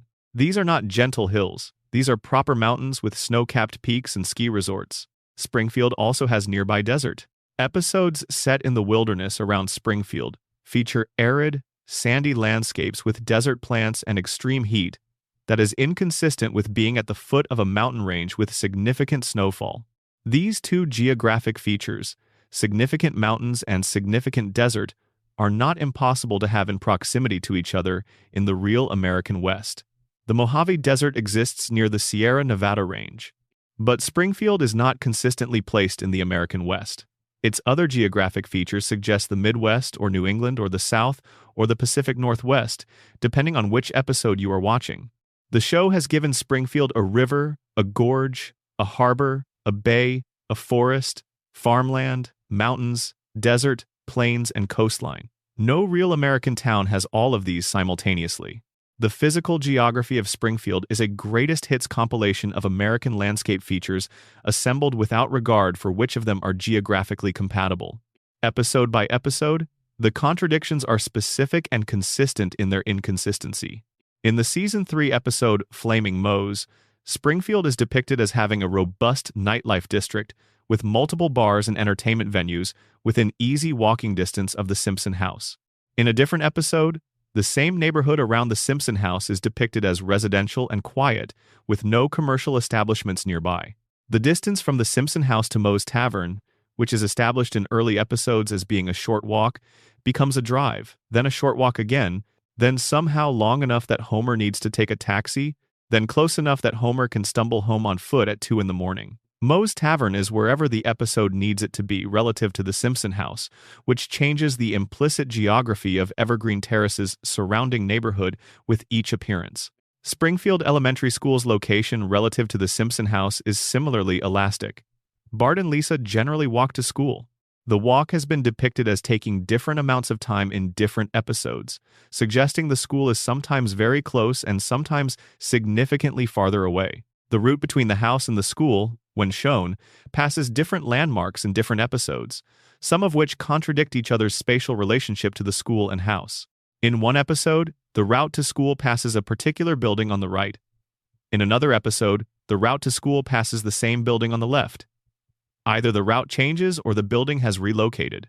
The power plant's position relative to Springfield is one of the show's most important geographic details, and it has been depicted inconsistently from early in the run. The plant is sometimes shown as being on the edge of town, separated from residential areas by a meaningful distance. This is plausible and reassuring, since a nuclear power plant located immediately adjacent to homes would be concerning even by Springfield's relaxed safety standards. But in other episodes, the plant appears to be much closer to residential Springfield, visible from the town center, easily walkable from the Simpson house, and surrounded by neighborhoods in ways that suggest it sits in the middle of the community rather than on its outskirts. The river that runs through or near Springfield has caused its own geographic headaches. The river is where Bart catches Blinky, the three-eyed fish, which establishes the river as being in proximity to the power plant and downstream from its cooling water discharge. This makes sense. It is exactly how real nuclear facilities affect their local waterways. But the river's relationship to the rest of Springfield changes across episodes. It is sometimes depicted as flowing through the center of town, with bridges over it visible from downtown Springfield. In other episodes, it appears to be on the outskirts, near the power plant, away from the main residential and commercial areas. The same body of water occupies different geographic positions depending on what an episode requires it to do. The Springfield Gorge, where Bart attempts to skateboard across a famous ravine in the Season 2 episode Bart the Daredevil, is one of the most memorable locations in the show's early run. The gorge is significant. It is depicted as a major local landmark, a dramatic natural feature that draws crowds and daredevils. And in subsequent episodes, the gorge appears to have moved. Or, more precisely, its relationship to other Springfield landmarks shifts in ways that make its fixed location difficult to determine. In some episodes, it appears to be near the residential areas of town. In others, it seems to be in a more remote location that requires travel to reach. Springfield's proximity to other cities and states is a geography problem that accumulates over the full run of the show. In one episode, Springfield is close enough to Shelbyville, its traditional rival town, that children can travel between the two by foot. In another episode, reaching Shelbyville requires a bus journey of significant length. The two towns' proximity has been established and then quietly revised so many times that the only consistent fact about Shelbyville is that it exists and is Springfield's rival, not how far away it actually is. Capital City, the state capital, is sometimes close enough to Springfield that characters make casual day trips there. In other episodes, the distance to Capital City is treated as substantial, requiring overnight travel or significant planning. The show occasionally establishes specific travel times between Springfield and Capital City that are inconsistent with each other across episodes. The state border is something Springfield apparently has multiple versions of. In some episodes, characters cross into a neighboring state within a relatively short drive. In others, the journey to the state border is treated as a significant expedition. The number of states that border Springfield State has been effectively stated as 4 in the source transcript, but the specific identities of those states change depending on which episode is providing the clue, and not all of the claimed neighboring states are geographically adjacent to each other in real life, which further constrains the possibilities to the point of impossibility. The elevation of Springfield has been a source of quiet geographic confusion throughout the series. In some episodes, Springfield sits in a valley. Mountains are visible around it, rivers flow through it in ways consistent with valley topography. In other episodes, Springfield appears to sit on relatively flat terrain with no significant elevation changes in the surrounding area. The climate and weather patterns depicted in different episodes are inconsistent with a single, consistent elevation and geographic setting. Springfield has experienced blizzards severe enough to shut down the town and heat waves severe enough to kill people. Both of these things happen in what the show presents as Springfield's normal climate range, which implies either an extremely unusual geographic situation or a show that is not concerning itself with meteorological realism. The airport is an interesting geographic case study. Springfield has an airport. Springfield International Airport appears in multiple episodes when characters need to fly somewhere or when guests arrive. An airport requires significant land and is typically located a meaningful distance from city centers for noise and safety reasons. But in the episodes where the airport appears, its relationship to the rest of Springfield suggests it is remarkably accessible by foot or short car ride from the residential heart of town. For a mid-sized American city, which is roughly what Springfield appears to be based on its depicted population and infrastructure, having an international airport this accessible to downtown is unusual to say the least. The nuclear power plant's cooling towers are visible from many different locations in Springfield across different episodes. Visible from Evergreen Terrace, visible from downtown, visible from the school, visible from the hospital. The towers are established as prominent features of Springfield's skyline, which is consistent with their large scale. But the angles from which they are visible and the apparent distances involved in those establishing shots suggest that the plant is simultaneously near many different parts of town, which is either an indication of how large the plant actually is, or an indication that the background artists were not always working from the same geographic reference. The ocean, when Springfield visits it, is at a beach that requires varying amounts of travel time to reach. In some episodes, the beach is close enough for a casual family outing that begins and ends within a single day. In others, going to the beach is treated as a significant journey worthy of planning and preparation. The same beach, identified as Springfield's local beach in multiple appearances, is sometimes 45 minutes away by car and sometimes several hours away. The most concentrated example of Springfield's geographic impossibility comes in the Simpsons movie, where the EPA seals the town under a glass dome. For the dome to work as a containment device for Springfield's pollution, the dome's perimeter would need to establish a boundary that defines where Springfield ends. The movie depicts the dome going up, sealing a specific territory. The size of the sealed area, based on what is visible inside the dome in various shots, suggests a town of certain dimensions. And those dimensions do not quite match the Springfield that the television series has depicted. The show's Springfield, across 36 seasons of establishing shots and location scenes, implies a town that is sometimes quite large and sometimes quite small, and the dome size splits the difference in a way that does not precisely match either. There is a moment in Season 8 where the Springfield map is displayed on screen during an episode involving town planning or municipal administration. The map is visible for long enough to establish certain broad features, and those features do not fully match the spatial relationships between locations that other episodes have established. The map is a one-episode prop that contradicts the accumulated geography of dozens of other episodes. Matt Groening himself admitted in a 2012 interview that he named Springfield after Springfield, Oregon, where he grew up, and after the generic commonness of the name Springfield, which appears on maps throughout the United States. He also said, with characteristic frankness, that he has always enjoyed the idea that fans argue about which Springfield it is, because the ambiguity is the point. The geographic inconsistencies are not a failure to commit. They are a commitment to uncommitting. The show decided that Springfield should be everywhere, and it has maintained that decision with admirable consistency even as every individual geographic detail has been inconsistent. The writers have created their own rules for handling Springfield's geography over the years. When a story requires a specific type of landscape or climate or geographic feature, the show provides it. When a story requires a specific proximity or distance between locations, the show provides that too. The consistency is not in the geography itself, but in the principle that the geography serves the story, not the other way around. This is actually a fairly sophisticated narrative choice, even if it creates a geographic nightmare for anyone trying to map Springfield on paper. A town that can be simultaneously coastal and landlocked, mountainous and flat, northern and southern, is a town that can tell any kind of story that requires a setting. Springfield does not have geography. Springfield has geography on demand. And if you have ever tried to drive through an American town and found that the landmarks kept moving around you, that roads curved in ways the map did not suggest, that the distance between two familiar places seemed different on different days, well, Springfield might be more geographically accurate than it appears. Section 5. yellow skin and wrong fingers animation, goofs, color errors, and visual blunders.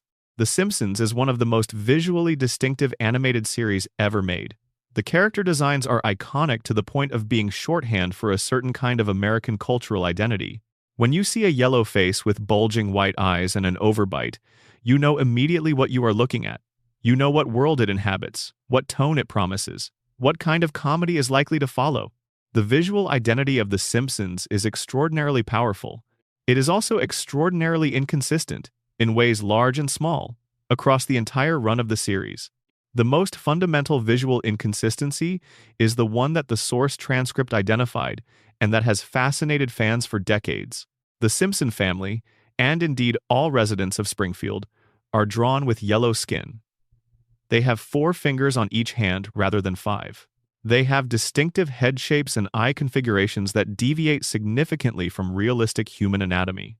These are consistent design choices that define the visual world of the show, except for when they are not consistent, because guest characters, real-world celebrities depicted on the show, and visitors to Springfield who are not from Springfield are frequently drawn differently, more naturalistically, with proportions closer to actual human anatomy. The source transcript frames this as evidence for the radiation mutation theory, suggesting that the visual difference between Springfielders and outsiders represents something real within the show's fictional universe. But in production terms, it reflects a choice about how to indicate that a character is from outside the show's normal world. Drawing a celebrity or real-world figure with the full Simpsons Springfield treatment would make them less immediately recognizable. Drawing them more realistically keeps their identity legible. The problem is that this choice is not applied consistently.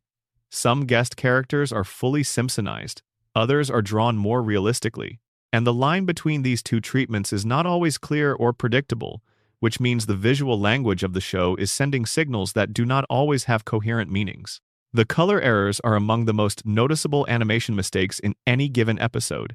Skin tones change, clothing colors flip, hair colors drift. Walls in rooms that are established as one color appear as different colors in the same scene. These are the kinds of errors that happen when a complex animated production distributes its workload across multiple studios, sometimes on different continents, and the color reference documents are not perfectly communicated or perfectly followed. The most famous recurring color error in the series involves Ned Flanders and his sweater. Ned's mustard yellow sweater is as iconic as any element of his character design. It is his signature garment, as recognizable as Bart's orange shirt or Lisa's red dress. And it has appeared in the wrong shade of yellow in enough episodes that fans have cataloged the variations. The wrong shade of yellow is always close enough to be recognizable as Ned's sweater, but different enough to be noticeable if you are paying attention. In some scenes within the same episode, the sweater appears in its correct color in one shot and in a slightly wrong shade in the next. This happens when the overseas animation studio fills in colors using reference sheets, and those sheets have calibration differences from the original color specifications. Homer's shirt is another recurring color victim. Homer's standard work outfit is his white button-down shirt with his gray pants. The shirt is white. It has always been white, except in certain scenes where it is a very pale blue, or off-white, or in rare cases a clearly visible light blue that is not ambiguous. The shirt color drifts slightly across episodes, and sometimes within episodes, a quiet background inconsistency that most viewers absorb without registering. The hand count is perhaps the most philosophically interesting visual error category in the series. The Simpsons characters have 4 fingers on each hand. This is a deliberate design choice rooted in the history of animation, where 4-fingered hands are easier and faster to draw than 5-fingered ones, and have a long tradition going back to the earliest cartoon characters. The 4 fingers are part of what makes the characters look like cartoons rather than like stylized humans. They are intentional. Except, across the series, in certain episodes, in certain shots, characters have appeared with 5 fingers. Not often, not in ways that fundamentally change a scene, but visible, countable 5-finger hands on characters who are supposed to have 4.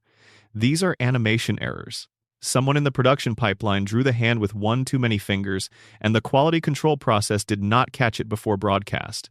In a show where the 4-finger design is so fundamental, each 5-finger appearance is a small rupture in the visual reality of the world. There is a more interesting version of this error that involves God. When God appears in Homer the Heretic, he is depicted with 5 fingers. This is widely interpreted as an intentional choice, a visual signal that God is not bound by the same physical rules as Springfield's residents, who all have 4 fingers. God's 5-fingered hands are a mark of difference, of otherworldly origin, of his existence outside the normal parameters of the Springfield universe.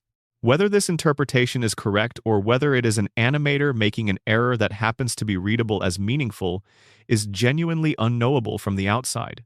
But the 5-fingered god is one of the show's most discussed visual details precisely because it sits in that ambiguous space between error and intention. Background character continuity is a fascinating area of animation inconsistency that rewards close attention across any episode of The Simpsons. The background of a crowded Springfield scene is populated by dozens of characters, many of whom are recurring background figures that fans have named and cataloged. These background characters are drawn by animators working from character libraries, and they are placed into scenes according to what looks visually interesting and appropriately populated, rather than according to a strict logic about where each specific character should be at any given moment in the story. The result is that background characters appear in places they logically should not be. A character who is established as working at a specific location appears in the background of a scene set at a different location simultaneously. A character who was depicted as deceased in an earlier episode appears in a crowd scene in a later episode, apparently resurrected for background population purposes. Characters who have been established as being in specific circumstances at a specific moment in an episode appear in the background of other scenes in the same episode, where they should not be present according to the story's own logic. Hans Moleman, whom we will discuss at greater length in the section on supporting character errors, is perhaps the most extreme example of background character continuity impossibility. He appears in places and situations that cannot be reconciled with his established presence elsewhere in the same episode. He is simultaneously in multiple locations. He is present in scenes that his established story position in the episode should exclude him from. He is, in a very real sense, everywhere in Springfield at once, which is either a quantum physics situation unique to Hans Moleman or a reflection of the fact that he is a popular background character that animators drop into scenes without checking where he is supposed to be at that moment. The sky color changes within episodes. This is another common animation error that accumulates noticeably if you watch for it. A scene that begins with a blue daytime sky will cut to a slightly different shade of blue, or briefly to a sky that appears more evening-toned, before returning to the original daytime color. Sunset scenes that are supposed to be establishing a specific time of day flip between warm orange tones and cooler purple tones in ways that suggest multiple sunset color schemes were provided and applied inconsistently. Interior lighting is similarly inconsistent. The interior of the Simpson house is lit from consistent, implied window positions in some episodes and from impossible positions in others. The basement light source changes. The light in Homer and Marge's bedroom comes from different directions in different scenes. The kitchen has a window that appears to face different directions in different episodes based on the light angle visible through it. The Simpson living room's television set deserves special mention. The family television is a cultural touchstone of the series, the center of the family's indoor life, the object they gather around, and the object the opening credits couch gag references. The television has changed size, changed shape, changed position within the room, and changed the nature of its screen and controls across 36 seasons of episodes. Early seasons depict a television that reflects the technology of the late 1980s and early 90s. Later seasons update the television to reflect more contemporary technology. This is understandable, but within seasons, within individual episodes, the television's specific appearance is not always consistent between shots. It shifts slightly in size or position or detail, reflecting the animation production challenge of maintaining a complex prop design consistently across many scenes. The family's house exterior has subtle inconsistencies across seasons as well. The number of windows visible on the front of the house changes. The driveway's precise configuration relative to the house and sidewalk shifts. The color of the house itself, established as white, has appeared in slightly different shades of white across seasons. The tree in the front yard has changed in size and configuration across the show's run in ways that suggest it is sometimes growing and sometimes being trimmed back by an unseen gardener between seasons, or more plausibly, that different background artists drew it to different specifications. The opening credits sequence, which has been revised multiple times over the series, contains its own internal consistency challenges. The classic opening sequence establishes the spatial relationship of Springfield, the school, the power plant, and the Simpson house through a series of tracking shots. The spatial relationships depicted in this sequence do not consistently match the spatial relationships depicted in actual episodes. The distance from the school to the house, the position of the power plant relative to downtown, the routing Homer takes from the plant to the house on his drive home. All of these are established in the opening credits as having a specific geographic logic, and that logic is inconsistently reflected in the episodes themselves. The Treehouse of Horror episodes, the annual Halloween anthology specials, are exempt from most continuity concerns by their nature as explicitly non-canonical horror parodies. But they contain their own category of animation inconsistency that is interesting because it is so deliberate. The Treehouse of Horror episodes often use animation styles and color palettes that differ from the main series, and those stylistic choices are made with intention. But within individual Treehouse of Horror segments, animation inconsistencies still occur for the same production reasons they occur in any episode. The deliberate stylistic departure of the Halloween specials does not protect them from the ordinary animation errors that affect any complex production. One of the most persistent and quietly fascinating visual inconsistencies in the series involves the reflection of the number of fingers characters have in their reflections. When a character appears in front of a mirror, the reflected character should have the same number of fingers as the character producing the reflection. In most cases, this is handled correctly. But there are isolated moments across the series where a character's reflection has a different finger count than the character themselves, either because the reflection was drawn by a different artist who defaulted to 5 fingers, or because the reflection was not carefully checked against the original character drawing before broadcast. These visual errors are, ultimately, the fingerprints of human beings making something at speed and at scale. Every animated episode is the product of hundreds of individual creative and technical decisions, made under deadline pressure, distributed across multiple teams, and subject to the inevitable drift that occurs when any large collaborative project moves through many hands. The visual inconsistencies of The Simpsons are not evidence of carelessness. They are evidence of how much work goes into making a 36-year-long animated series and how many opportunities for small errors that work creates. They are also, in their way, charming. There is something reassuring about a show this iconic, containing the small imperfections of human production. The yellow skin is slightly the wrong shade in one episode. Homer has 5 fingers for one shot. The Flanders sweater is a different mustard. These are the seams showing on a garment that has otherwise held together remarkably well for an extraordinarily long time. Section 6. When the real world visits Springfield guest stars, canon, and contradiction. The Simpsons has hosted, over the course of its run, somewhere between 600 and 800 guest appearances by real-world celebrities, public figures, musicians, athletes, politicians, and cultural icons. This is an extraordinary number. It may be the largest collection of celebrity guest appearances in the history of scripted television, animated or otherwise. The show's guest star tradition is part of its identity, part of its cultural footprint, part of what made it feel for so many years like the place where American culture went to be acknowledged. And it is also a source of some of the show's most interesting continuity problems. Because every time a real-world figure appears in Springfield, it creates a specific, documented interaction between that person and the Simpson family or the town. And those interactions accumulate into a record of Springfield's relationship to the real world that becomes increasingly difficult to reconcile with itself. The Michael Jackson episode is the foundational case. Stark Raving Dad, the Season 3 episode, features a large white man named Leon Kompowski who claims to be Michael Jackson. Michael Jackson, the real Michael Jackson, voiced the character but chose not to be credited under his own name. He was credited as John J. Smith. The episode is beloved.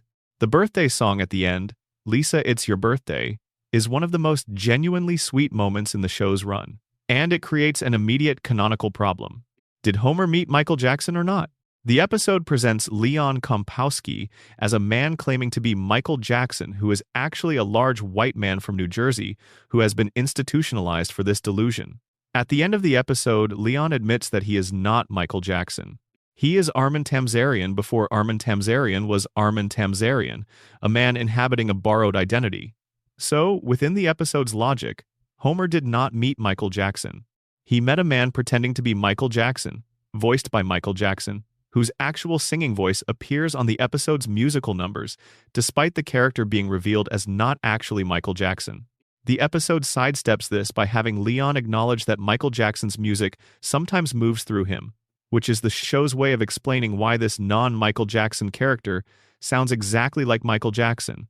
It is a clever dodge.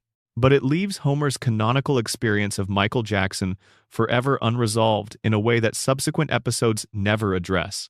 The Paul and Linda McCartney episode, Going Vegetarian, creates a different kind of guest star continuity problem.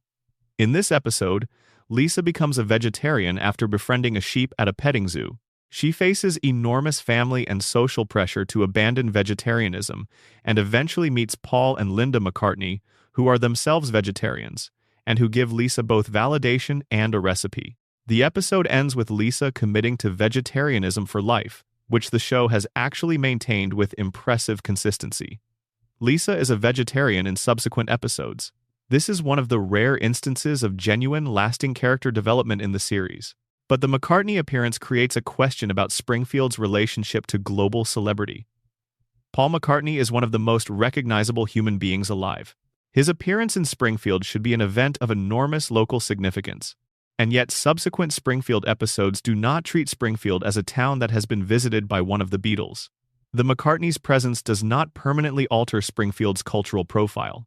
The town does not become associated with this visit in the way a real American town would be.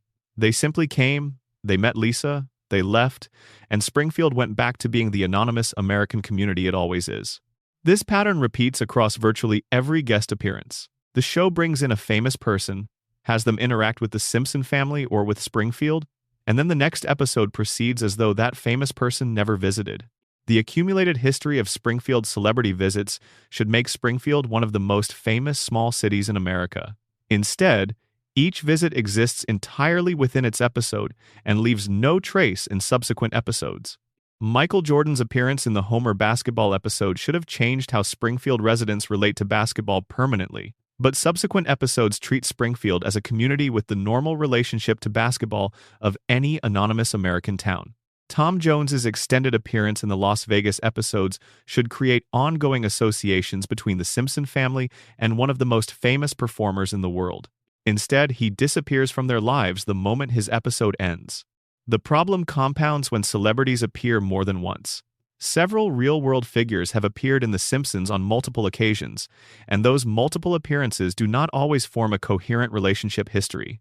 The character of Sideshow Bob is entirely fictional, but the real-world celebrities he encounters across his various episodes do not carry consistent memory of their Springfield interactions between appearances. And in cases where the same celebrity appears in multiple episodes set in different seasons, the established facts about their Springfield history from the first appearance are sometimes subtly contradicted by the second. The episode Krusty Gets Cancelled features an enormous roster of celebrities helping Krusty rebuild his career after being eclipsed by a new competitor. The celebrity roster includes Bette Midler, Elizabeth Taylor, Johnny Carson, Luke Perry, the Red Hot Chili Peppers, and Hugh Hefner, among others. Each of these celebrities is depicted as having a specific relationship to Krusty and to Springfield in this episode. None of those relationships are meaningfully referenced in later episodes featuring any of the same celebrities.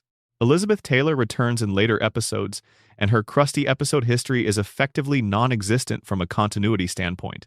There is also the issue of celebrity aging. The Simpsons has been on the air for 36 years. Real celebrities age over 36 years, but the characters in The Simpsons do not age. When a celebrity appears in The Simpsons, they are drawn at approximately the age they appear to be at the time of the episode's production. If that same celebrity appears in a later episode, they are drawn at approximately the age they appear at that later episode's production. But the Simpson family has not aged between those two appearances. Homer is the same age in both episodes. The celebrity has aged, the family has not. This creates a visual inconsistency within episodes featuring celebrities who have appeared before, and it raises interesting questions about how the show's timeline relates to the real world outside Springfield. The political figure guest appearances deserve their own examination. The Simpsons has had multiple presidents of the United States appear across its run, including George H.W. Bush, Bill Clinton, George W. Bush, and Barack Obama. Each of these appearances establishes a specific, canonical interaction between the Simpson family and the sitting president. George H.W.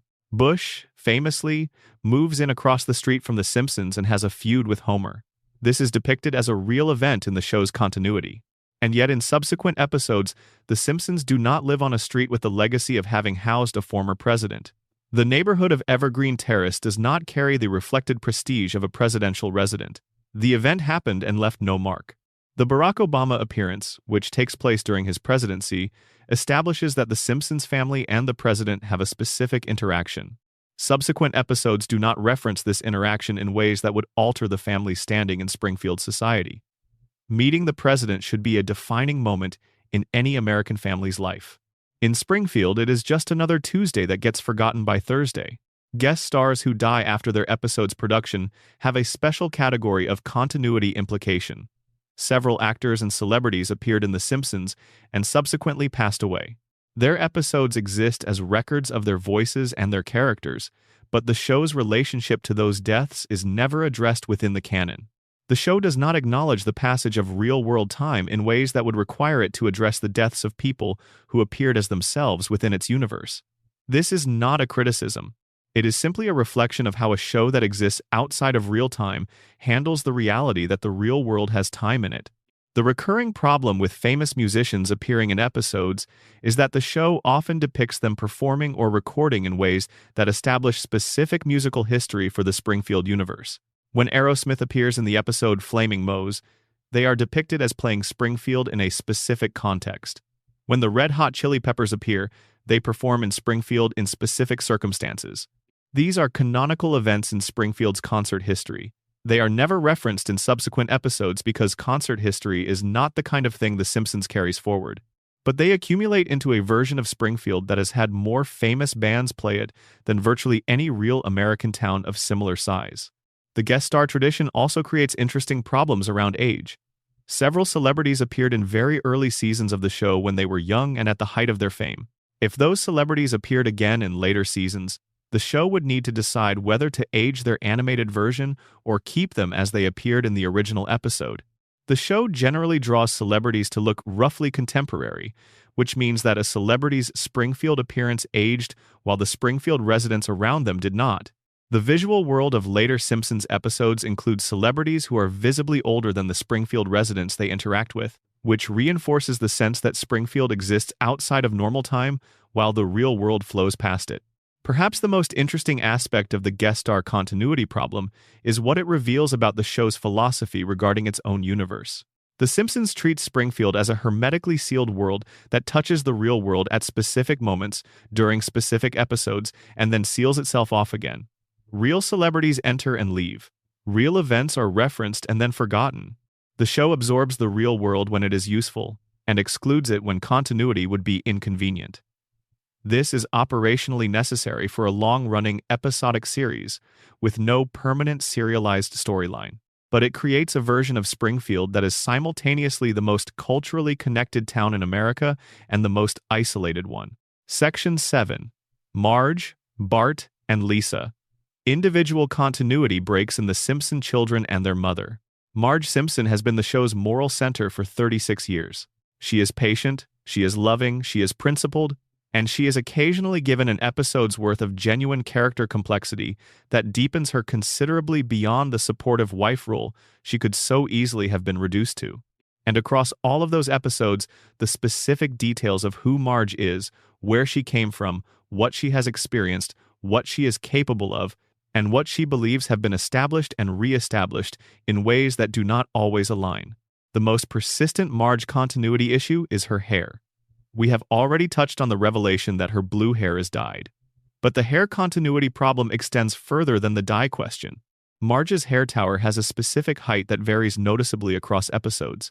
In some seasons it appears taller, in others it is shorter. The character designers have clearly worked from model sheets, but the model sheets have evolved slightly across different production periods, and the cumulative effect is that Marge's hair has quietly grown and shrunk and grown again across the show's run. The hair also behaves inconsistently in terms of physics. In most episodes, the hair tower is rigid. It maintains its shape regardless of external forces. Marge walks into rooms, bends over, moves through spaces that should challenge the hair's vertical dimension, and the hair stays exactly as it is. This is a cartoon, and so we accept it. But there are episodes where the hair is used as a story element that requires it to behave differently.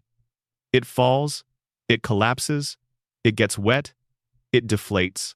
And in those episodes, it behaves physically in ways that are not consistent with the physics the hair normally displays. Each of these episodes is making a choice about the hair's physical reality that contradicts the choice other episodes make. Marge's professional history is another area of significant continuity drift. Marge has had many jobs across the series, more than Homer in some respects, and these jobs establish specific skills and capabilities that tend not to persist beyond their episodes. In one episode, Marge becomes a police officer. She is good at it. She discovers a competence for law enforcement that she did not previously have and that she does not retain in subsequent episodes. In another episode, she becomes a real estate agent. She excels at this too. She has a natural talent for it. And then she does not work in real estate again. She becomes a painter. She is extraordinarily gifted. Her work attracts genuine critical attention. And then painting is not part of her life in subsequent episodes. Each of these professional discoveries is a genuine expansion of Marge's character within its episode that the show then chooses not to carry forward. The most emotionally significant of Marge's professional episodes is the one in which she nearly has an affair with her bowling teacher.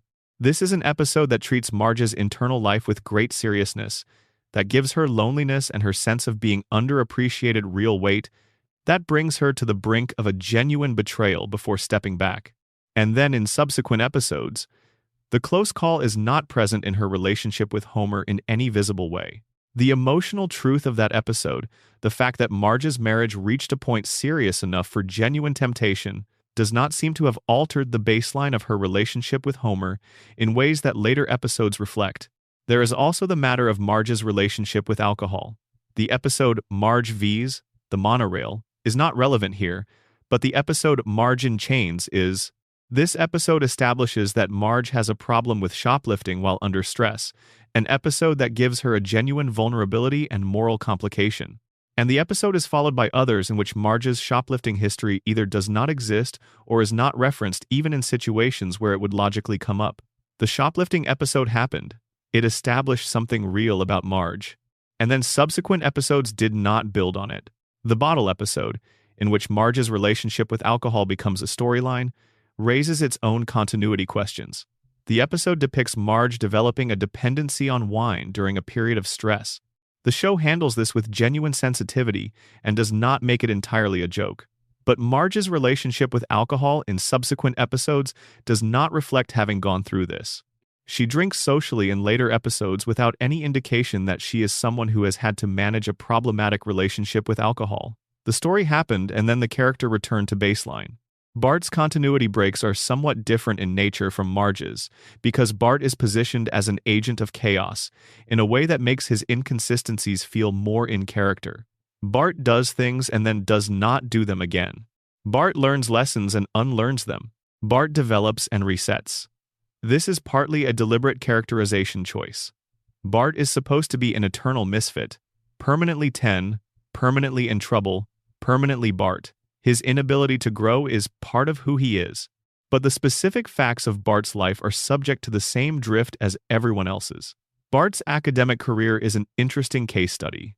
The show has established that Bart struggles academically, that he is not unintelligent but that formal education does not serve him well, and that he is at significant risk of academic failure throughout his time at Springfield Elementary. This is the broad characterization, and within it, specific details of Bart's academic history vary enormously. In some episodes, Bart is established as being in a specific grade. In others, the grade reference conflicts with previous statements. Tests that Bart fails in certain episodes establish his academic baseline in ways that subsequent episodes quietly revise. The episode Bart Gets an F establishes that Bart is genuinely close to failing his grade, and the emotional stakes of that episode are real and well executed. But the academic jeopardy that drives that episode is not consistently maintained across subsequent episodes. Bart's relationship with his own academic failure becomes more settled and less urgent in later seasons, as if the near-failure experience either resolved something or was simply forgotten. Bart's relationship with Sideshow Bob, is perhaps the most richly developed ongoing relationship in the series.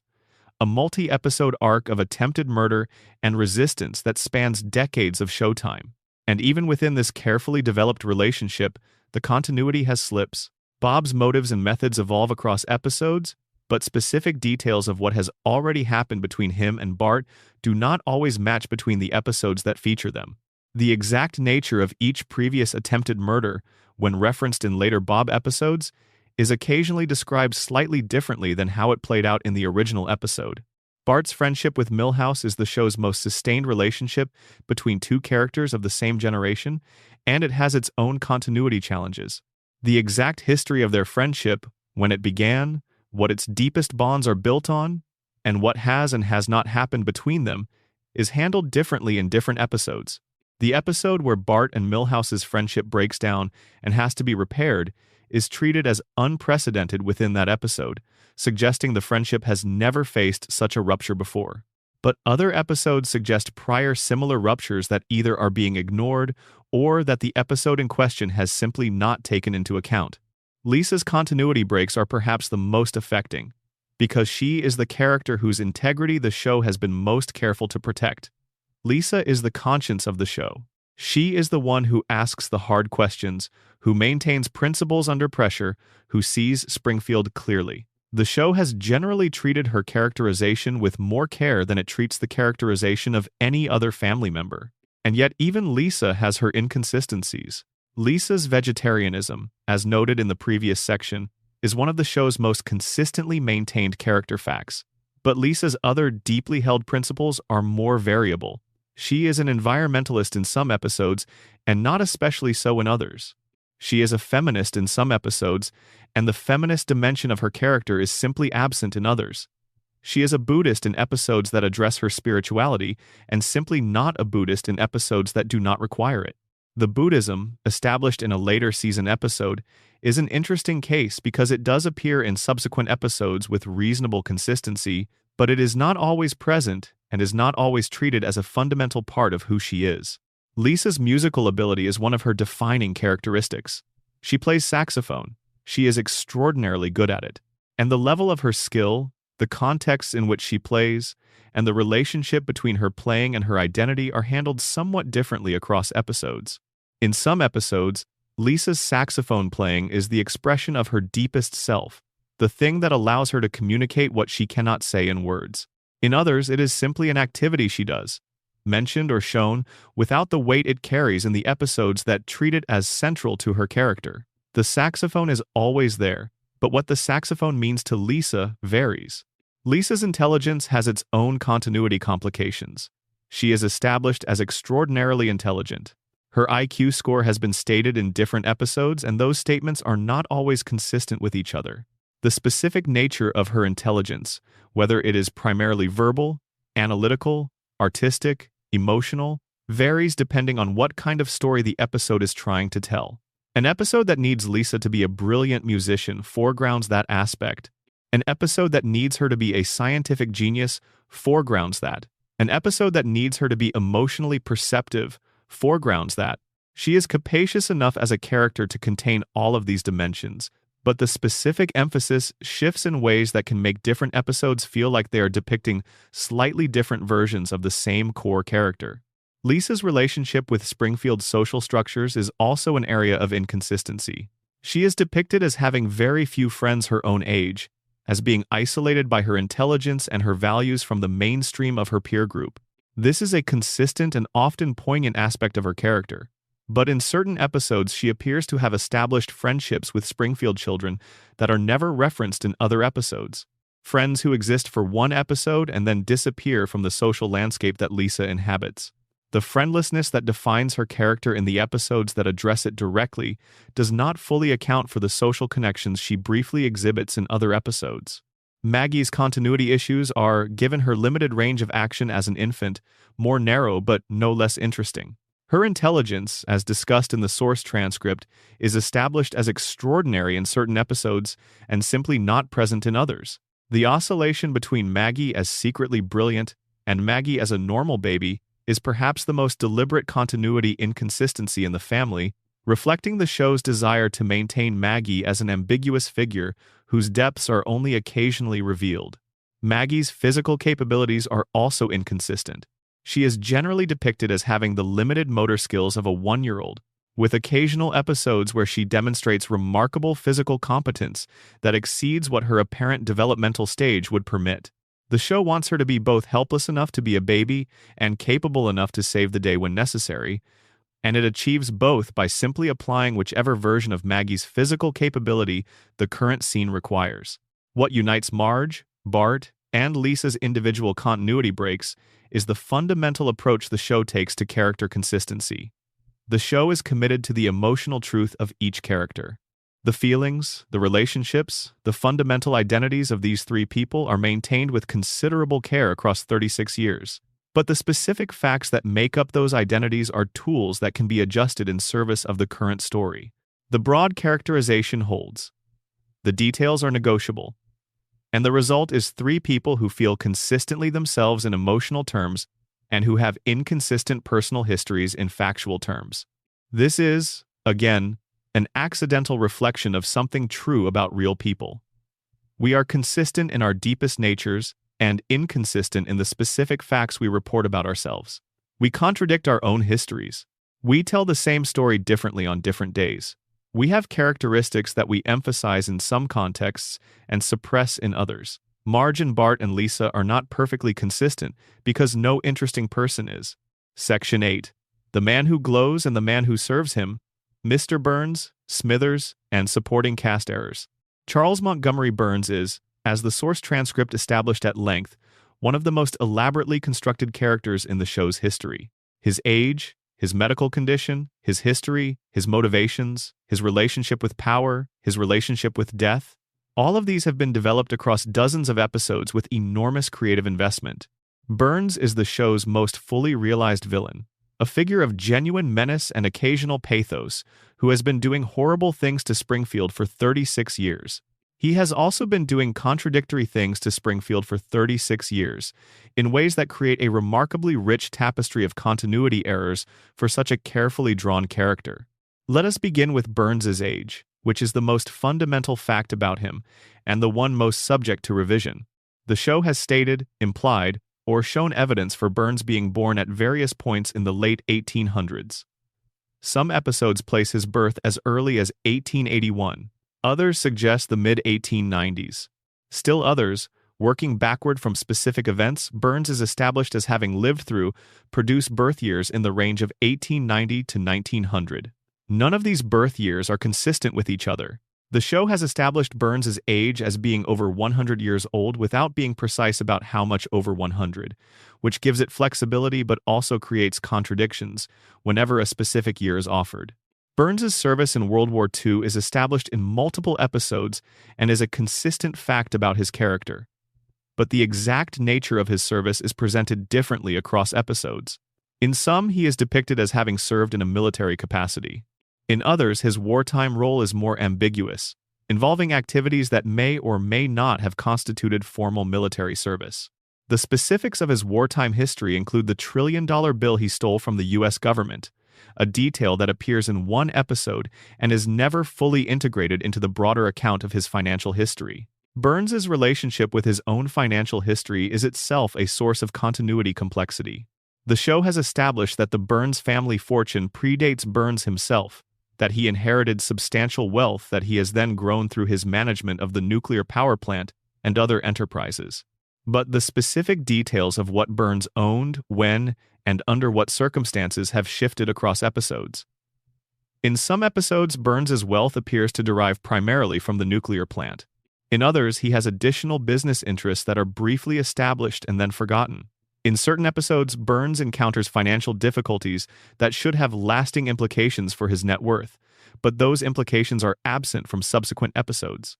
The relationship between Burns and Smithers is one of the most carefully sustained running dynamics in the series, and even it has its inconsistencies. The nature of Smithers's devotion to Burns is established early as having a component of unrequited romantic feeling. This is handled delicately across many episodes, with the show neither confirming nor denying the precise nature of the feeling, while making the emotional reality of it absolutely clear.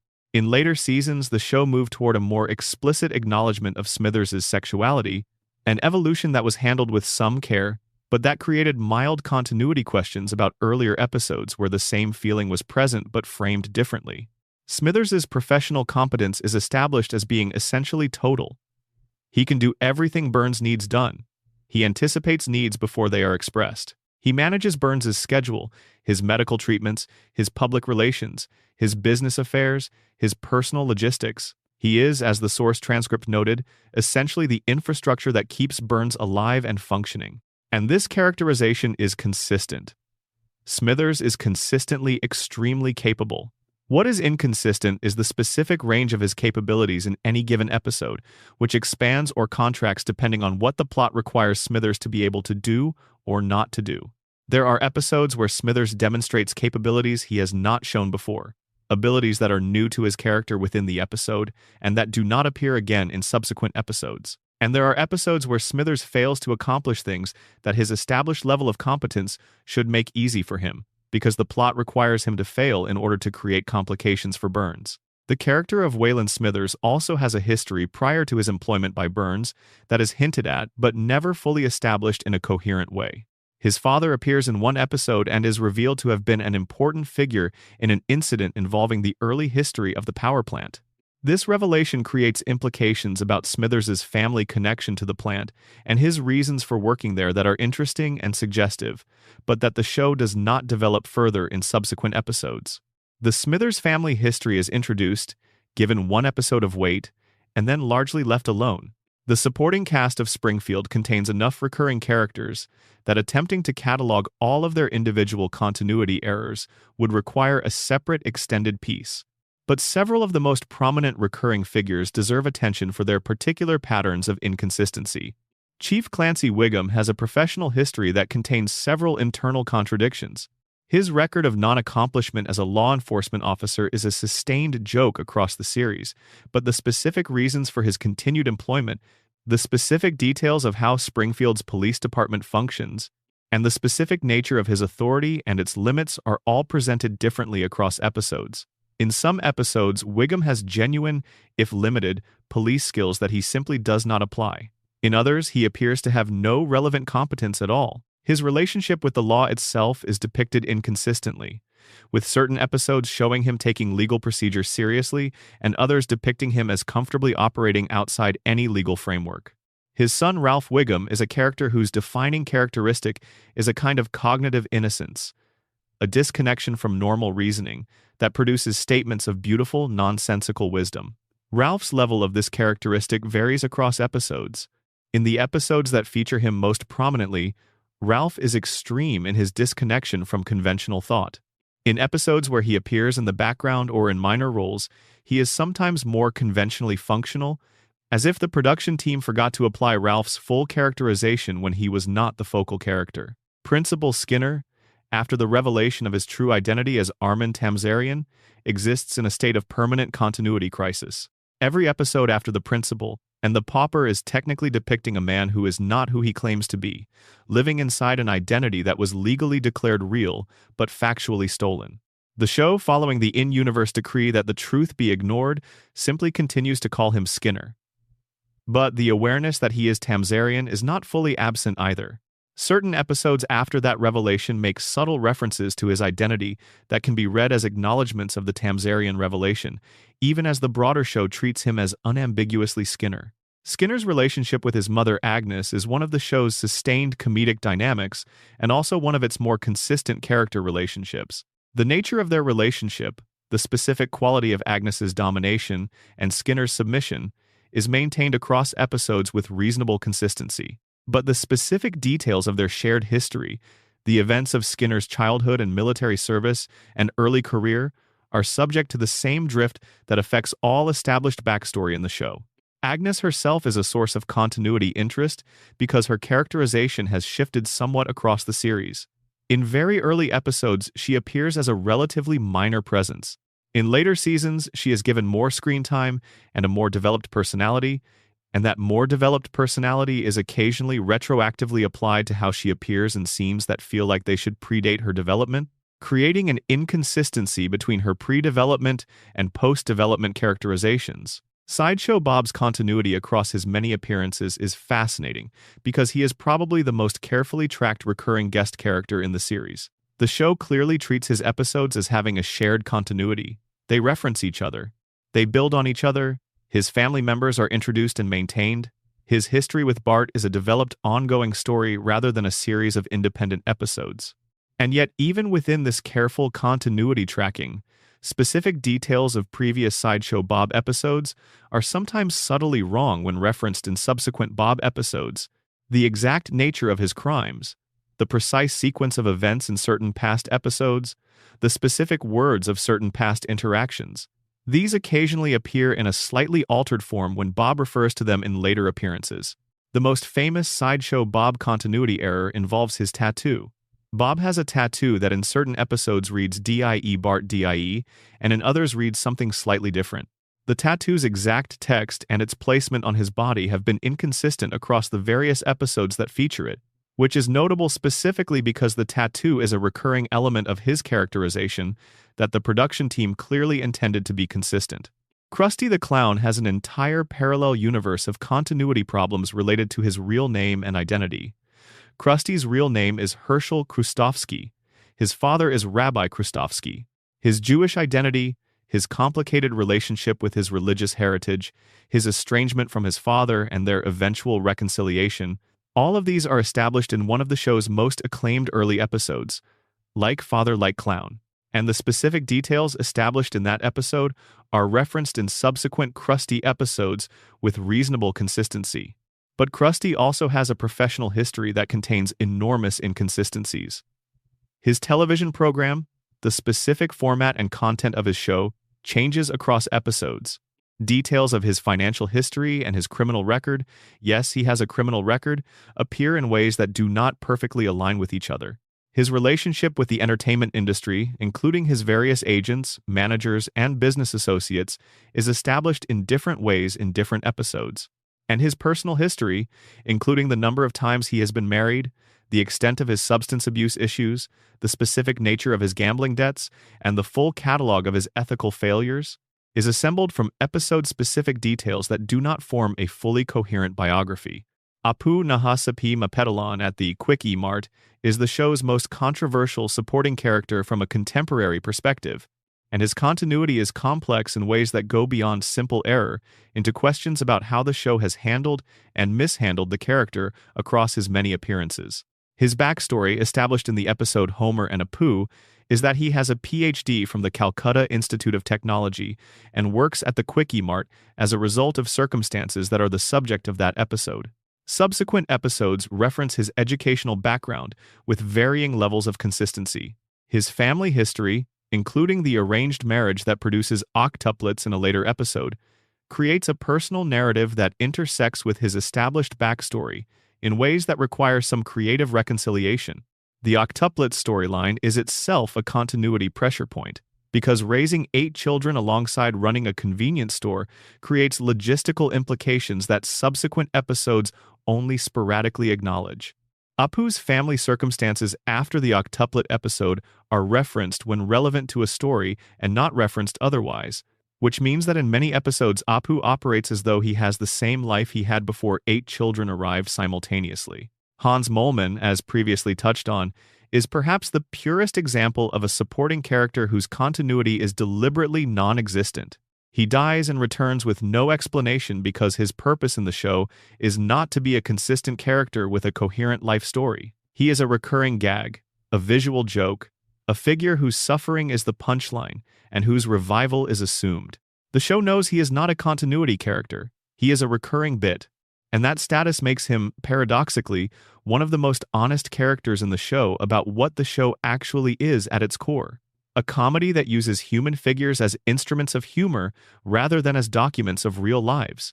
Section 9. The holes that never close plot threads the show abandoned without resolution. Every long-running television series accumulates unresolved plot threads. Stories that begin and do not end. Characters who arrive and disappear. Relationships that develop to a certain point and then stop developing. Mysteries that are established and never solved. This is the nature of episodic television, particularly episodic television that has been running for 36 years. The Simpsons has an unusually high density of unresolved plot threads because of the particular combination of its episodic reset structure and its enormous longevity. The show introduced hundreds of plot elements across its run that its format did not require it to resolve. And many of those elements dropped into the show's fabric during a particular episode and never returned to. Sit there quietly in the canonical record waiting for an acknowledgement that will never come. Let us go through some of the most significant. The first season of The Simpsons featured, in several episodes, suggestions that Maggie might have been fathered by someone other than Homer.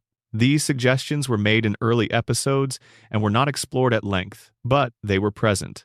The implication was never confirmed, never denied, never addressed directly, and never returned to. It simply exists in the early seasons as a hanging thread, the kind of thing that an early writing room might float as a possible future storyline and then quietly set aside when the show took a different direction. The character of Lurleen Lumpkin, the country singer who falls in love with Homer in the Season 3 episode Colonel Homer, is established at the end of that episode as being allowed to pursue her career. She is talented. She is depicted as having real professional potential. She departs from the episode story, having had a moment of connection with Homer that is resolved, but that creates the obvious question of what happens to her career, her life, and her feelings afterward. Lurleen returns in a much later episode that revisits her story, but the gap between her first appearance and that return is enormous, and the show does not treat the intervening time as something that needs to be accounted for in detail.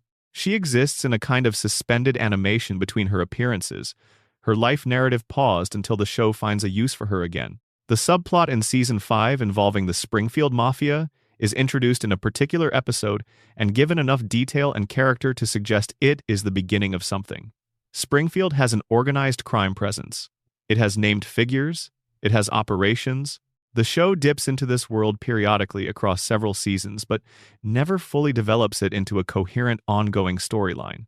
It exists as a recurring background element that can be activated when a story needs it and ignored when it does not. The Springfield Mob's continuity is therefore entirely at the service of whatever episode is currently using it, and its specific membership, leadership, and activities change according to those needs. The episode Bart Sells His Soul in Season 7 raises a genuinely philosophical question about the nature of souls within the show's universe, and then leaves that question unanswered. Bart sells his soul to Milhouse for $5. He spends most of the episode feeling the absence of it in ways that suggest the soul is a real thing in the show's universe, with real effects on the person who has one. At the end of the episode, Bart appears to have his soul returned to him through Lisa's intervention.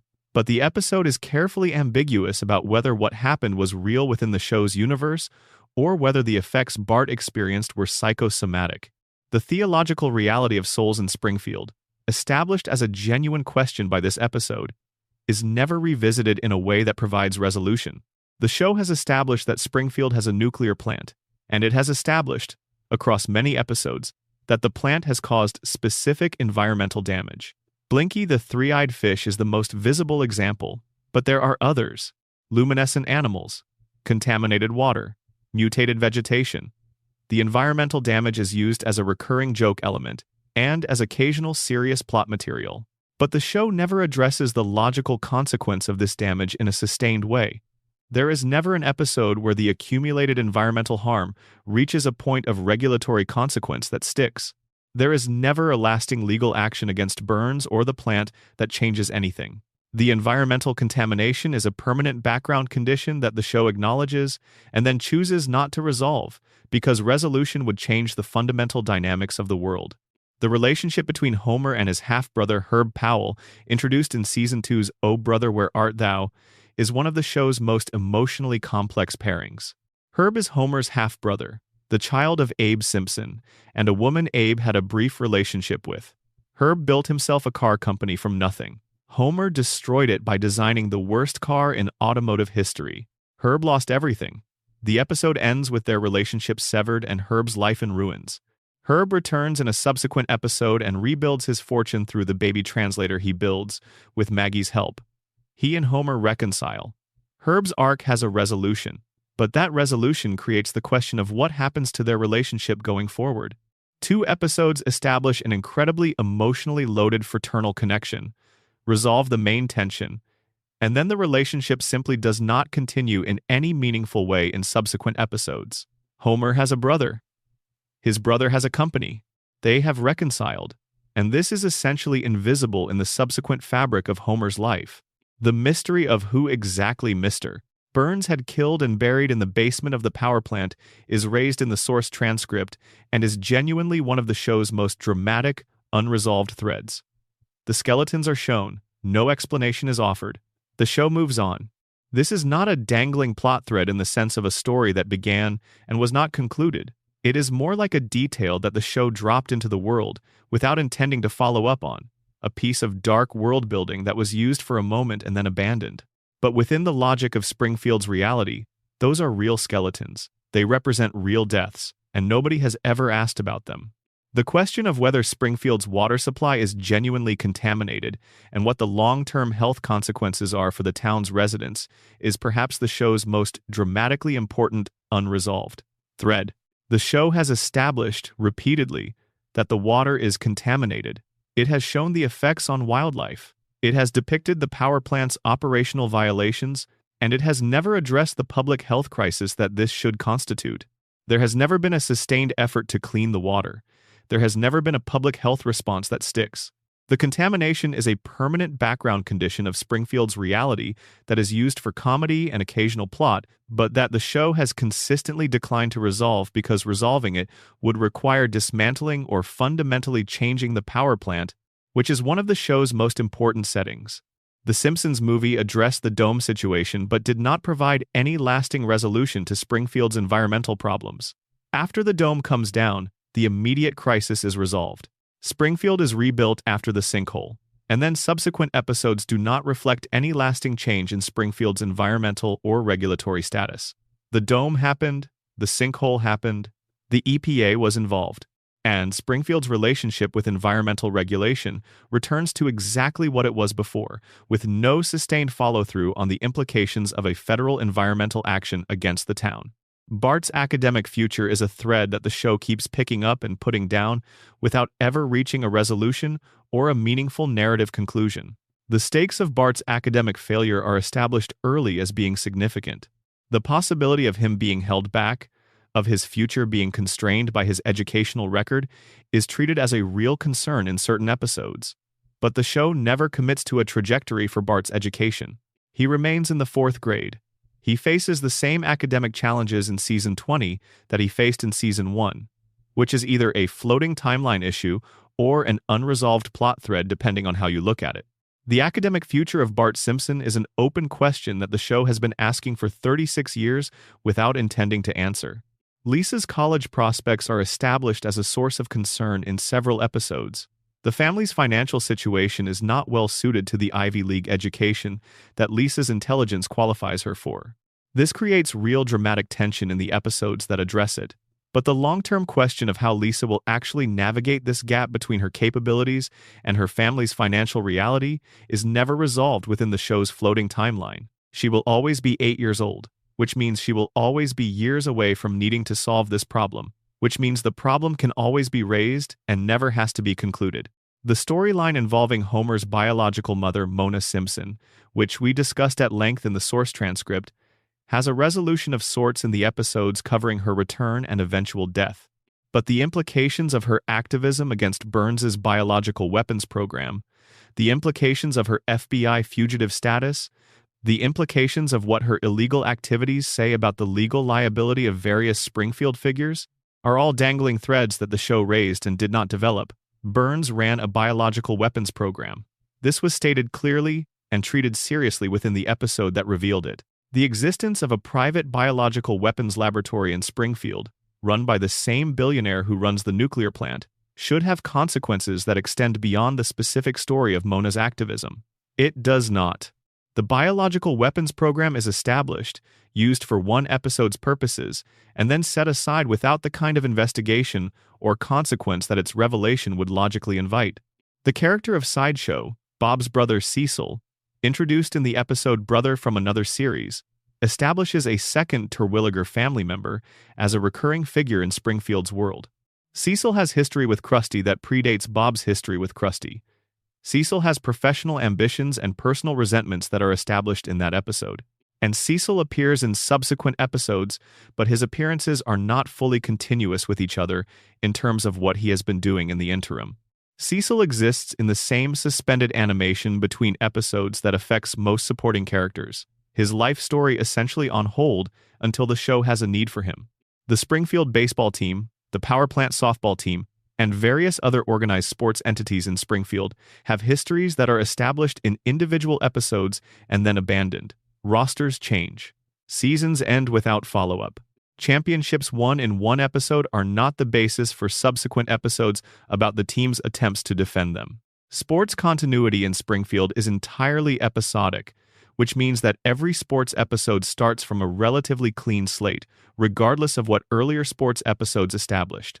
The town of Shelbyville's relationship with Springfield is established early as a rivalry with specific historical origins. There was a founding dispute, there is mutual animosity, and the specific history of this rivalry, when it is referenced in individual episodes, is not consistent across those references. The reason for the rivalry changes. The nature of the founding dispute is described differently. The relationship between the two towns at any given moment is established anew in each episode that requires it, without full consistency with what previous episodes established about that relationship. The most philosophically rich, unresolved thread in the entire series might be the question of what Springfield actually is.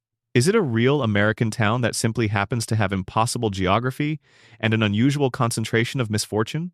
Is it a shared delusion of a comatose man? Is it a contamination zone whose residents are too cognitively impaired to perceive their own situation clearly? Is it a collective social agreement, a town that has voted itself into existence through shared denial? The show has raised all of these possibilities across various episodes and theories without committing to any of them. Springfield's ontological status is the deepest unresolved thread in the series, the question beneath all the other questions.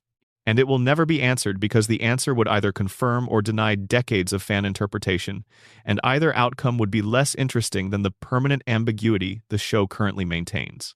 Section 10. The writers noticed errors that the show acknowledged, addressed, and sometimes made worse. There is a special category of Simpsons continuity error that deserves its own extended treatment. The category of errors that the show's writers noticed, that they addressed within the text of the show itself, and that in some cases that very act of addressing made more complicated rather than less. The Simpsons has a long tradition of self-referential comedy. The show has always been aware of itself as a television show, always willing to acknowledge the conventions of the medium it inhabits, always interested in the gap between the world it presents and the real world in which that presentation is occurring. This self-awareness makes the show uniquely equipped to notice and comment on its own errors in a way that most television series cannot. The most famous instance of the show addressing its own continuity is the Principal and the Pauper episode. The episode does not just introduce a continuity-breaking revelation. It also, within its own structure, acknowledges that continuity has been broken. The judge's decree that the truth is now illegal and that the imposter is legally the real Skinner is the show making its reset mechanism explicit. Springfield's method of handling inconvenient continuity is to declare the continuity legally void. The show is showing you the process. It is not hiding the mechanism. It is putting the mechanism on screen and saying, here is how we get away with this. The episode I, Doughbot, is an example of the show noticing a mistake within the same episode in which the mistake occurs, sort of. The episode involves Homer and Bart participating in a robot fighting competition. The robot they build has a specific design that changes slightly between scenes in ways that the production itself appears to have noticed, resulting in a shot where the robot's configuration is briefly explained in dialogue, in a way that seems to be addressing the visual inconsistency that the viewer can see with their own eyes. This may be coincidental, it may be deliberate, but it has the effect of the show appearing to acknowledge its own animation error in real time. The Treehouse of Horror episodes have repeatedly used their non-canonical status to comment on continuity problems in the main series. Because Treehouse of Horror stories are explicitly not part of the show's regular continuity, they can reference and parody the regular show's continuity without creating new continuity implications. Several Treehouse of Horror segments have directly lampooned the show's age problem, its reset structure, its impossible geography, and its survival of impossible events. These parodies are the writers acknowledging, in a safe, non-canonical space, that they know the problems exist. The couch gag is perhaps the show's most sustained, self-referential continuity commentary. The opening credits couch gag has always been a site of visual experimentation and rule-breaking, a space where the show can do things that the main narrative would not permit. Many couch gags have addressed the show's continuity directly, depicting the family arriving at the couch to find themselves already there, or finding the couch in an unexpected configuration, or experiencing the couch gag as a disruption of the reality they thought they inhabited. The couch gag has shown the family replaced by alternative versions of themselves, shown the family watching themselves in a meta loop, shown the couch literally destroyed, shown the entire production process of the show as the gag, with animators drawing the characters in real time. These gags are the show's most concentrated self-awareness, its most direct engagement with the questions of what it is and how it works. The episode Eternal Moonshine of the Simpson Mind is explicitly constructed around a continuity problem. Homer wakes up with no memory of the previous evening and must reconstruct events. The episode is about memory and its reliability, about the gaps in our self-knowledge, about the reconstruction of the past from incomplete evidence. It is also, in a structural sense, a meditation on the show's own relationship with continuity. Homer's unreliable memory mirrors the show's unreliable continuity. The episode reaches a resolution, finds the truth beneath the memory gaps, and in doing so demonstrates that even within Springfield's impossible world, there is a kind of truth available to those who look for it carefully enough. The episode Jaws Wired Shut is interesting for being an episode where the show addressed a specific complaint the audience had been making, namely that Marge is often too passive, too willing to accept things around her, too constrained in her expression of strong opinions. The episode directly addresses this by showing Marge becoming more assertive during a period when Homer cannot talk due to his jaw being wired shut. It is the show listening to audience feedback about a perceived character flaw and addressing it within the show's narrative. But the resolution of the episode returns Marge to her baseline, and subsequent episodes do not reflect the permanent change in assertiveness that the episode seemed to promise. The show noticed the problem, addressed it, and then reset. The two episodes that most directly address the Homer coma theory, as discussed in the source transcript, represent perhaps the most remarkable instance of the show engaging with its own continuity criticism. By creating and then revealing as a hoax a scene in which Homer wakes from a coma, the show simultaneously acknowledged the theory, gave fans a taste of what its confirmation would look like, and then denied the confirmation. This is an extraordinarily sophisticated piece of meta-continuity management. The show cannot confirm the coma theory because doing so would retroactively reframe every episode of the series as the dream of an unconscious man, which is too dramatic a reinterpretation to officially endorse. But it also cannot simply ignore the theory because it is too internally consistent and too deeply embedded in the fan community's engagement with the show to pretend does not exist. The fake deleted scene is the show's answer to this dilemma. We see it, we deny it, and both the seeing and the denial are part of how the show maintains its relationship with its own mythology. The self-referential treatment of the show's length and aging is a recurring theme in later seasons. Episodes that directly address how long the show has been running, that acknowledge the characters have been the same ages for decades, that joke about the floating timeline, are acknowledging a continuity problem that the show has no intention of resolving. These jokes function as a release valve. By laughing at the impossibility of the situation, the show makes it more bearable and more charming rather than less. The audience's awareness that the situation is absurd is transformed from a potential frustration into a source of pleasure. We know they are not aging. They know we know. We all know. And in the knowing, we let it go. The references within episodes to previous episodes are another form of continuity acknowledgement.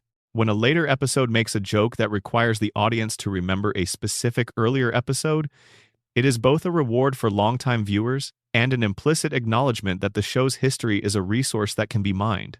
But these references are not always perfectly accurate. A later episode's reference to an earlier episode sometimes describes that earlier episode slightly wrong. The reference is close enough to be recognizable and funny, but not perfectly accurate to what the original episode actually contained. This creates a kind of meta-continuity error, where the show's acknowledgement of its own past is itself inaccurate. The clip show format is one of the show's most self-aware structural forms. Clip shows, by their nature, are retrospective. They look at the show's history and present it as a coherent body of work. And in doing so, they inevitably expose the gaps and contradictions in that history. A clip show that tries to tell a coherent story about the Simpson family across many seasons will necessarily bump into the fact that the family's history is not perfectly coherent. The show has handled this by using the clip show format primarily for comedy rather than for genuine retrospection, letting characters react to the clips in ways that acknowledge rather than paper over the inconsistencies.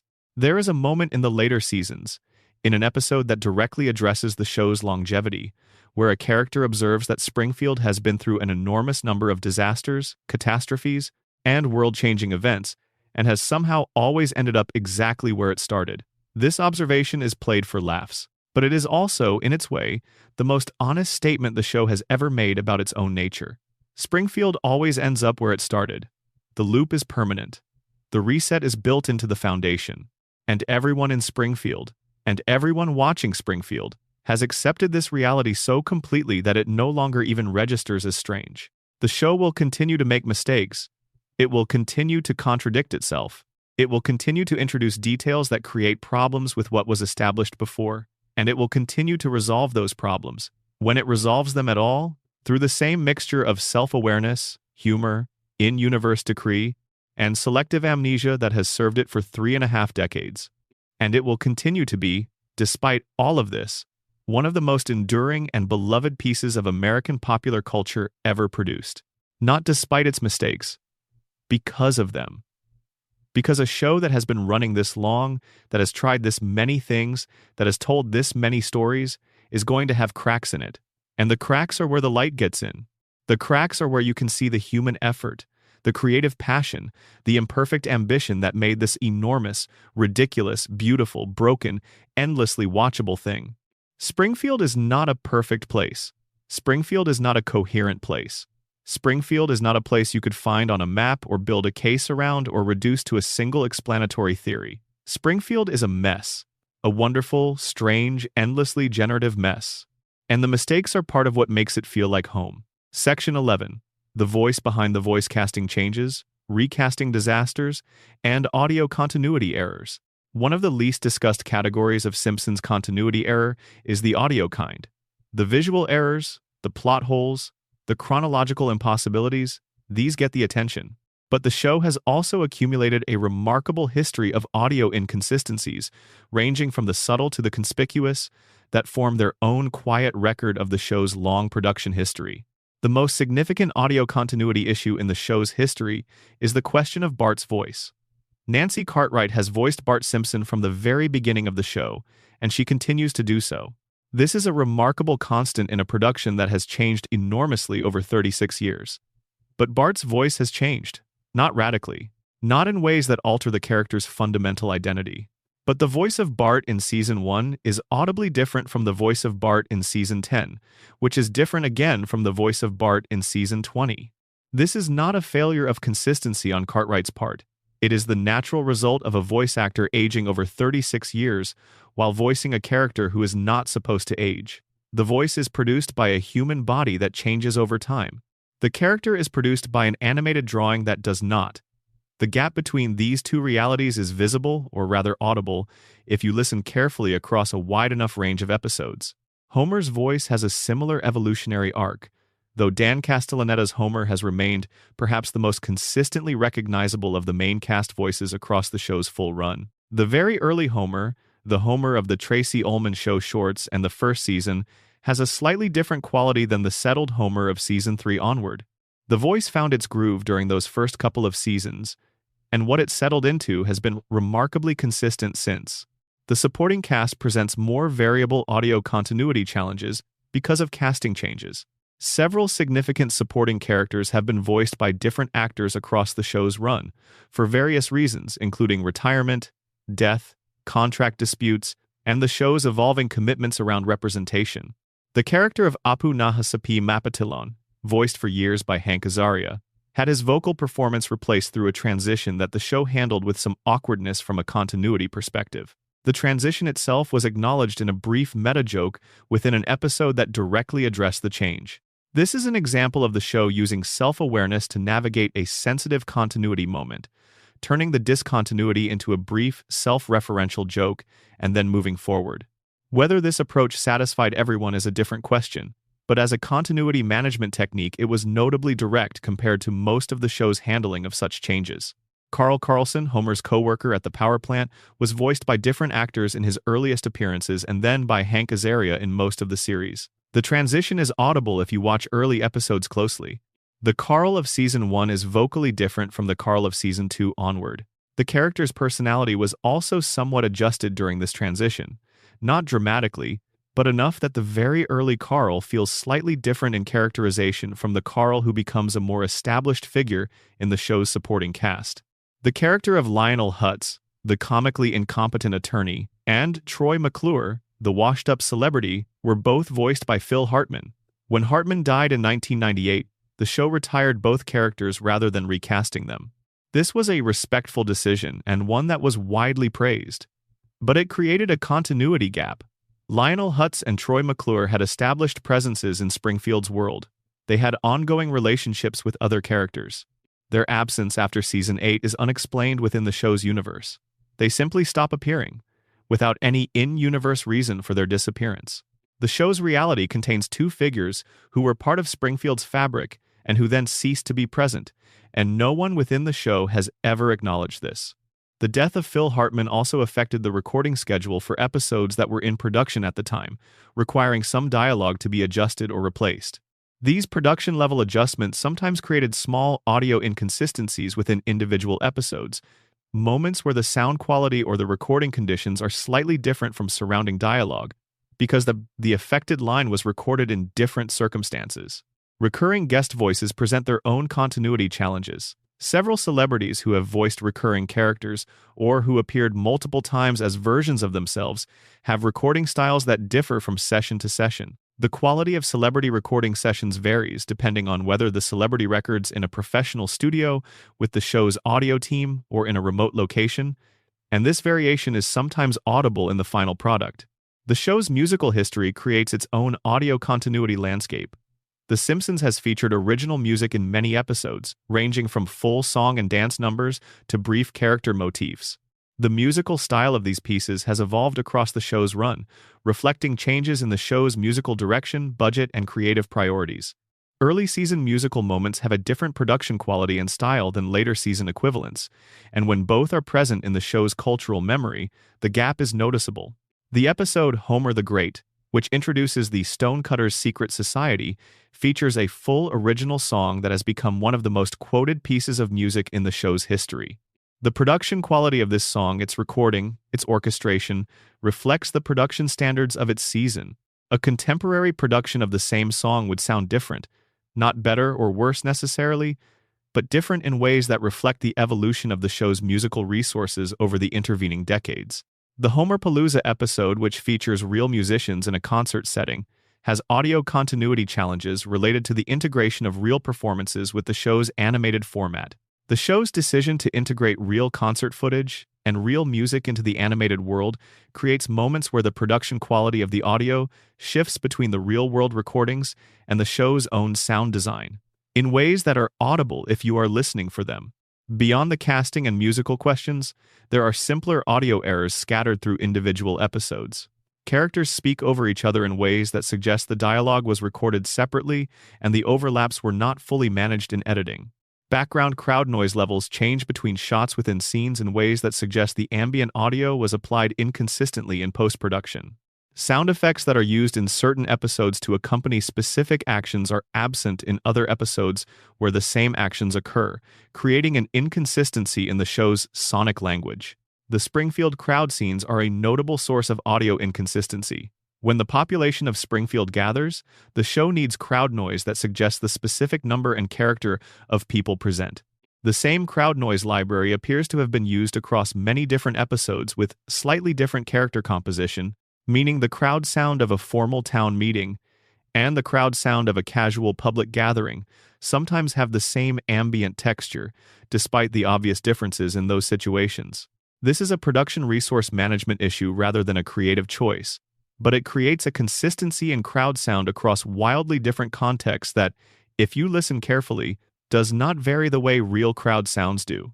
The most philosophically interesting audio continuity question in the series involves the characters' awareness of the show's theme music and sound design. Characters within the show's universe do not hear the underscore. They do not hear the comedic sound effects that accompany their actions. They do not hear the musical stings that signal emotional moments. This is standard convention for any dramatic or comedic production.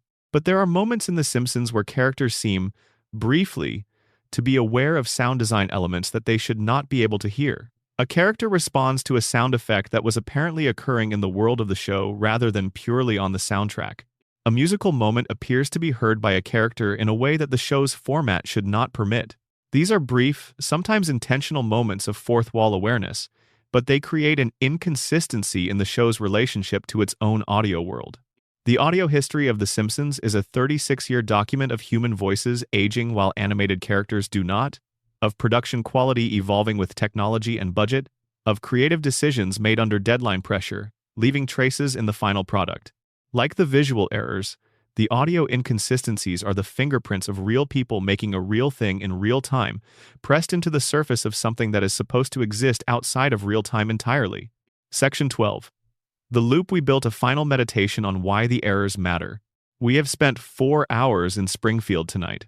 Or rather, you have spent 4 hours listening to Springfield, allowing its long, strange history to wash over you in the dark.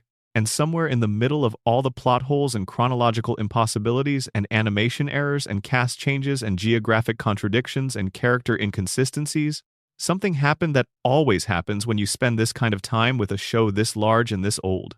You started to feel fond of the mistakes. That is the thing about errors in something you love. They stop being failures after a certain amount of time and start being characteristics. The specific way the show gets something wrong tells you as much about what the show is as the way it gets things right. The continuity errors of The Simpsons are not noise in the signal. They are part of the signal. They tell you about the speed at which the show was made, the creative priorities that shaped each season, the particular challenges of maintaining a 36-year-old animated universe by committee, under broadcast deadlines, distributed across multiple production companies in multiple countries.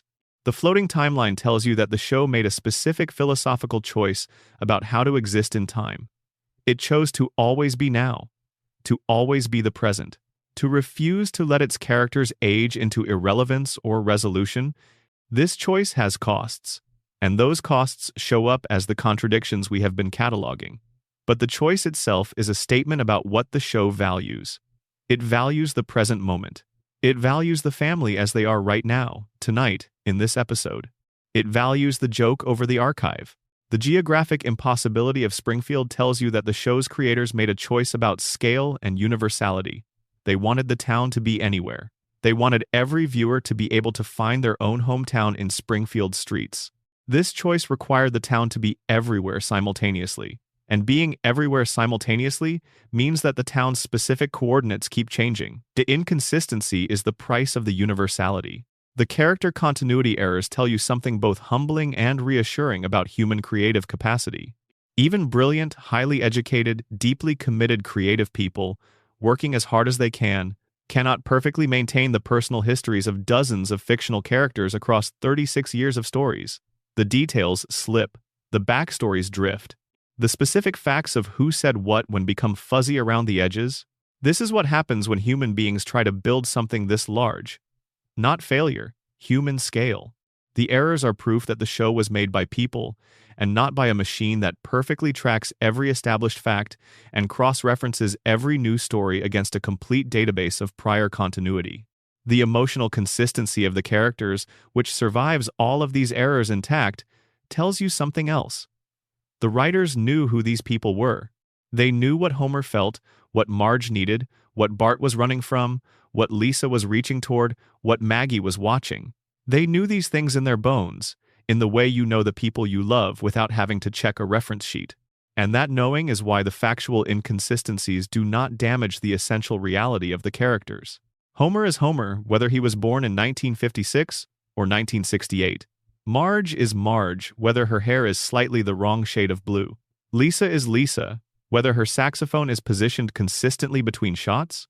The show's errors are the spaces where the work breathes. And there is something else worth saying as we wind toward the end of this 4-hour journey.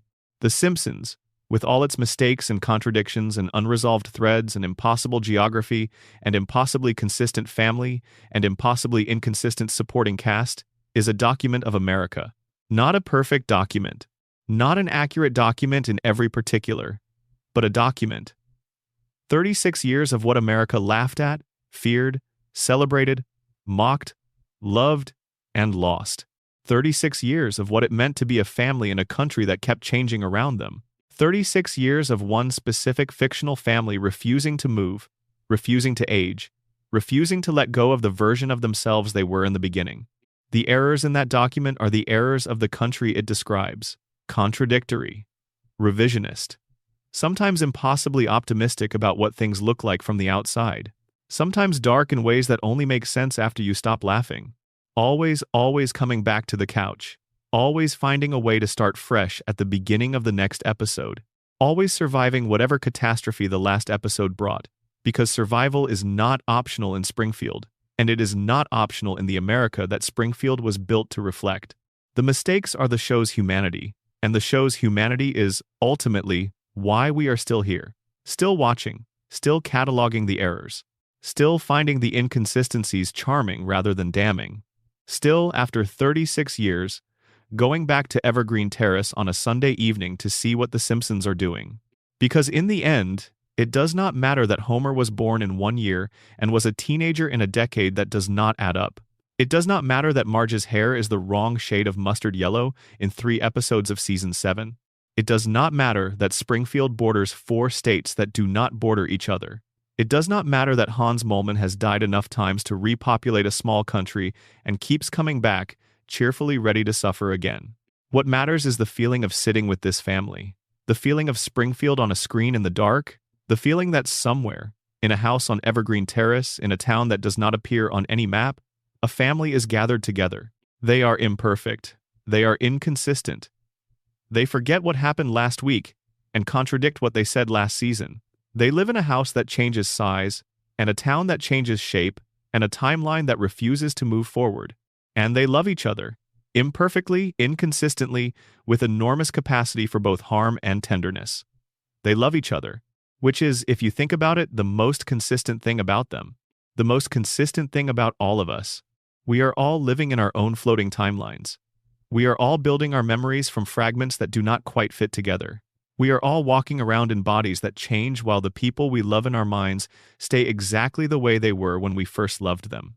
We are all, in some sense, the people of Springfield, making the same mistakes in the same town, forgetting the catastrophes, resetting for the next episode, and the couch is always there, and the beer is always cold, and nobody ever has to say goodbye. That is Springfield. That is The Simpsons. That is the 4 hours you just spent with its mistakes and its mysteries and its beautiful, unresolvable contradictions. Thank you for watching. Thank you for staying awake, or for drifting off somewhere around the animation errors section, which is a perfectly reasonable place to drift off. Springfield will be here when you come back. It always is. Sleep well. And if you dream tonight, try to dream in yellow. There is a particular pleasure in cataloging errors in something that has been so thoroughly analyzed already. The Simpsons is one of the most written about, most discussed, most academically examined pieces of popular culture in history. Scholars have written dissertations about it. Journalists have produced thousands of retrospective pieces marking each new milestone in its run. Fan communities have spent decades cataloging every episode, every scene, every background detail, every spoken line. The show has been looked at from more angles, by more people, with more care and attention than perhaps any other work of commercial television ever produced. And still the mistakes are there. Still, in the background of every perfectly crafted joke, in the margins of every sharply observed satirical moment, in the editing cuts and the color references and the character models and the backstory details, there are the errors. Accumulating, compounding, building across decades into something that is almost its own parallel text, a shadow version of the show told entirely through what went wrong. What went wrong, and what makes the catalog of what went wrong so valuable as a way into the show, is this: the errors reveal priorities. They tell you what the show cared about enough to get right, and what it cared about less. They tell you what the writers were thinking about when they wrote a particular scene, and what they were not thinking about. Specifically, the continuity records they did not check, and the previous episodes they did not rewatch. They tell you something true about the creative process that went into making something this large and this sustained. Let us continue from where we left off in the first 10 seasons and move into the years that followed, because the errors do not stop when the Golden Age ends. They simply change character. Season 11 is the year that many critics have identified as the moment the show began its long middle period. The years of steady decline from the heights of season 4 through 8, the period when the show remained extremely well made by the standards of animated television, while no longer being the sharp, emotionally resonant masterpiece it had been in its earliest years. Whether or not you agree with this critical consensus, Season 11 does mark a change in the texture of the show's errors. The errors of the early seasons tend to be production errors, animation mistakes, continuity oversights, the accidental kind of mistake that comes from working fast on a complex production. The errors of the middle and later seasons tend to be more structural, more conceptual. They involve the shape of stories as much as the details within them. They involve character consistency at the level of what a character would actually do, rather than at the level of what color shirt they are wearing. In Season 11, the episode Beyond Blunderdome features Mel Gibson, guest starring as himself, working with Homer on a re-edit of a classic film. The episode establishes that Homer has a specific and strongly held opinion about a specific piece of cinema that turns out to be deeply unconventional. This Homer is a Homer with sophisticated and contrarian cinematic opinions, which is a version of Homer that the show can use in this episode, but that does not connect to the Homer who exists in other episodes, who does not have sophisticated cinematic opinions, who watches television rather than films, whose aesthetic preferences run to simple pleasures rather than formal complexity. The Homer who knows enough about filmmaking to recognize a specific kind of problem with a specific kind of cinematic choice is a different Homer than the one who sleeps through anything that requires sustained attention. This is the characteristic middle season error mode. Not a mistake about a fact, a mistake about a person. A version of a character that serves the episode's needs without fully accounting for what the character has been established to be. Season 12 brings the crayon episode. Homer vs. Patty and Selma brings a different kind of continuity problem involving what Homer does and does not know about his own medical history. Specifically, the revelation in Homer the Moe that Homer has a crayon lodged in his brain since childhood raises retrospective questions about every earlier episode in which Homer was examined by a doctor. Springfield doctors, over the course of the show's run, have subjected Homer to various medical examinations. The crayon episode implies that none of these examinations revealed the foreign object, which requires us to conclude either that Springfield's medical establishment is extraordinarily incompetent or that someone knew about the crayon and chose not to remove it. The source transcript discusses this second possibility in some depth. But from a pure continuity standpoint, the introduction of the crayon backstory requires all previous medical examinations of Homer to have been conducted in a way that missed a piece of crayon embedded in brain tissue, which is a significant thing to miss. Season 13 through 18 represent the years that the show settled into its comfortable later period, producing work that was consistently entertaining, occasionally brilliant, and never quite able to recapture the lightning-in-a-bottle quality of its earliest years. The errors in these seasons are particularly interesting because they involve the show referencing its own past with slightly imperfect accuracy. When a show has been running long enough, it begins to contain its own history as a resource. Writers in Season 15 can write jokes that reference events from Season 5 without having to fully reconstruct those events from scratch. They can assume a level of audience familiarity with the show's history that allows shorthand, but this shorthand occasionally misfires. A reference to a past episode describes that episode slightly wrong. A callback to an established character trait describes that trait in terms that do not quite match how it was originally established. The show begins in these middle seasons to misremember itself.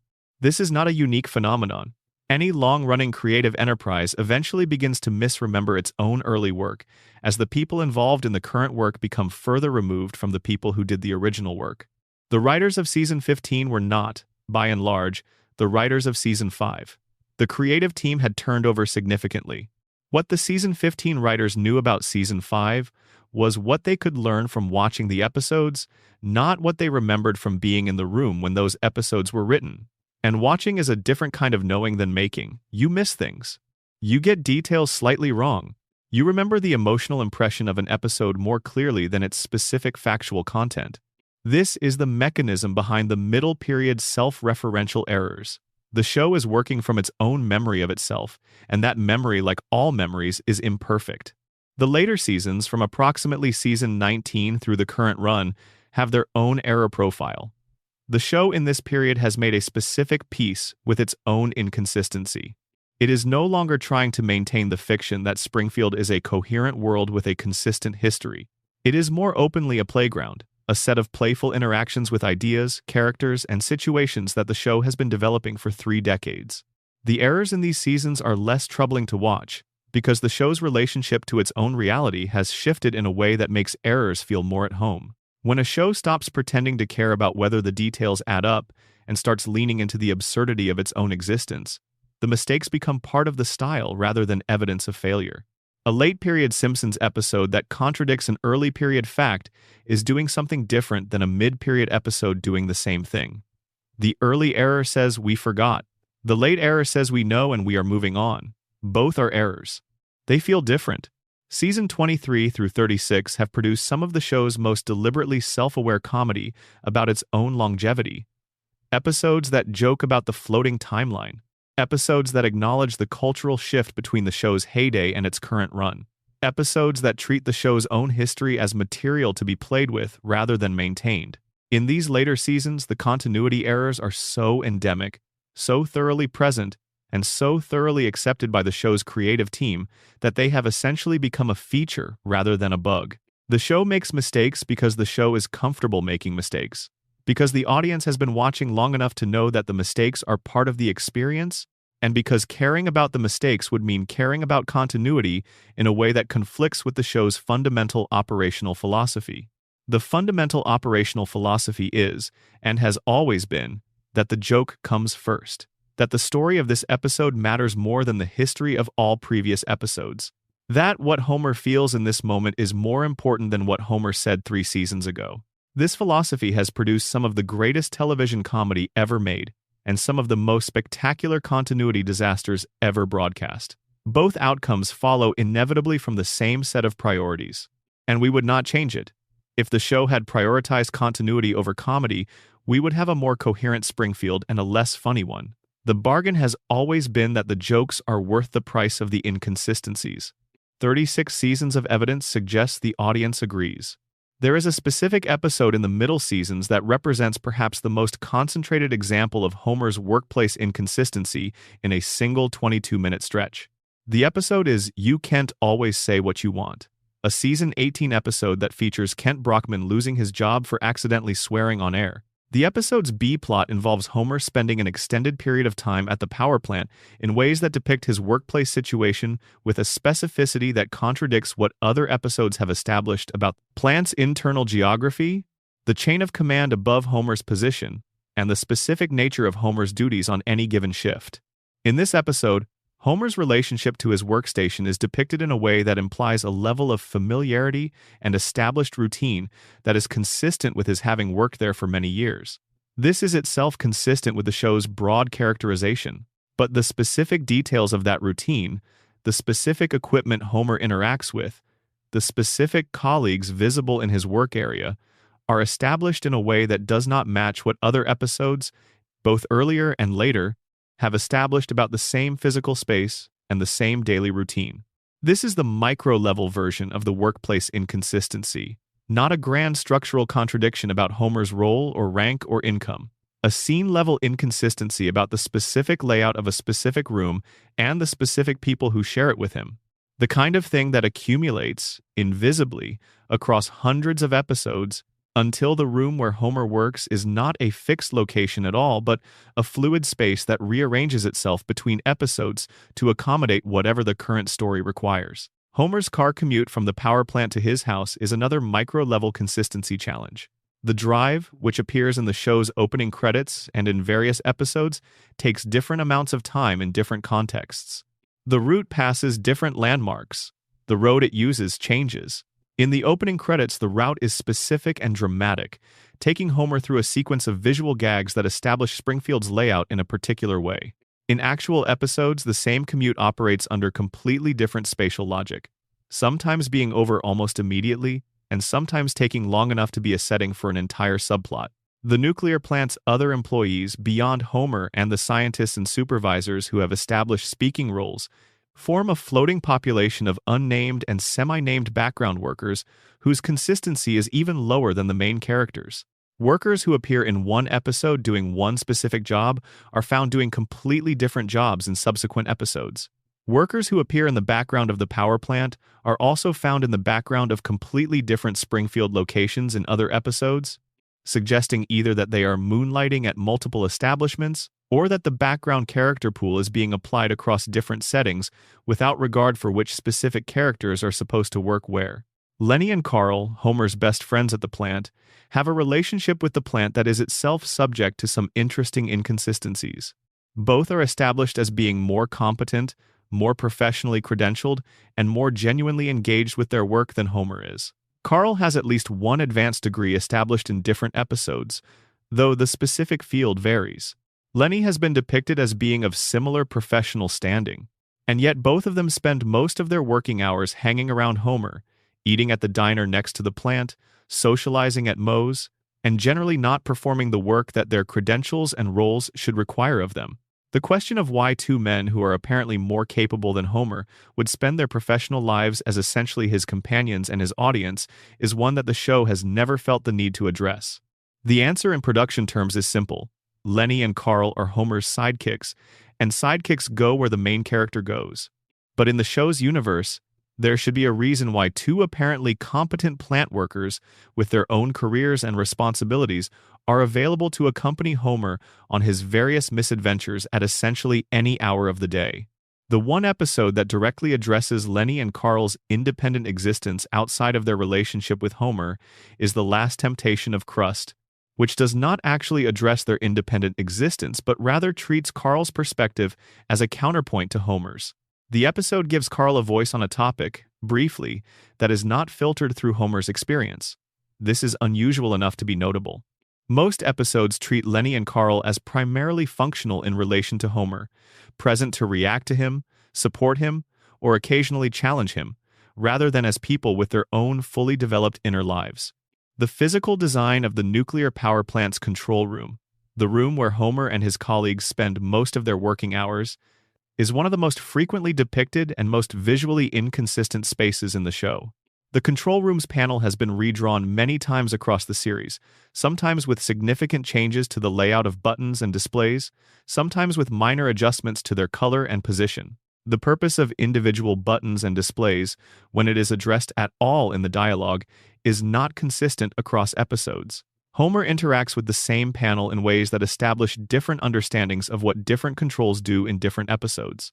The red button, whatever red button Homer is near, tends to be the button that should not be pressed. This is a consistent joke element, but the specific red button, its position, its function, its consequence, varies. Homer presses a red button in one episode and causes a minor emergency. Homer presses what appears to be the same red button in another episode and causes a completely different kind of emergency. The red button is a comedy constant and a factual variable. The power plant's physical size is worth addressing separately. The plant is established as a large industrial facility with multiple buildings and extensive grounds. In shots that show the plant from a distance, it appears enormous, with large cooling towers and multiple structures covering a significant area. But in episodes where characters move through the plant on foot, the distances involved seem much smaller than the exterior shots suggest. Characters can apparently move between areas of the plant very quickly on foot in ways that do not account for how large the exterior shots imply the plant actually is. The plant is simultaneously enormous, as seen from outside, and surprisingly compact, as experienced from within. This is a common challenge in any production that depicts a large physical environment across many episodes over many years. Maintaining consistent spatial relationships in a large environment requires careful documentation of the environment's layout, and that documentation is not always perfectly created or perfectly followed across a long production run. The plant grows and shrinks depending on what any given scene requires of it. Homer's commute speed, already mentioned in the context of the opening credits, deserves more attention because it creates an interesting set of implications. If the commute takes a certain amount of time, and if Homer is late for work in a certain number of episodes, the math of how long Homer is actually at work in an average episode becomes interesting to calculate. The show has Homer arriving at work after a commute and then returning home after a day at work, and these two events sometimes imply a working day that is longer or shorter than a normal working day in ways that are not consistent between episodes. The question of Homer's lunch break is its own small continuity domain. Homer's eating habits at the power plant are a rich source of comedy. The donuts, the food from the vending machines, the lunches he brings from home and eats before reaching the plant. But the timing of these meals in relation to his workday is not consistent. He is shown eating lunch at different points in the day in different episodes. He is shown going to the plant cafeteria, to a nearby diner, and eating at his own desk in different episodes, with no consistent picture of where and when he typically takes lunch. The relationship between Homer's salary and the cost of things he buys is something we have touched on, but the specifics deserve more attention. Homer's salary at the plant is stated in different episodes as different amounts, with the stated amounts not consistent with each other. An early episode states a specific annual salary. A later episode implies a different salary through the dialogue about financial stress. The family's financial situation, as expressed through what they can and cannot afford in any given episode, implies still different income levels. The Simpson family's income as calculated from the evidence across all episodes is not a consistent number. It is a range, a wide range, that shifts based on what the current story needs the family to be able to do. This has practical implications for the continuity of the family's standard of living. They own their house. The house is paid for, mostly, with a mortgage that is referenced in certain episodes and absent from others.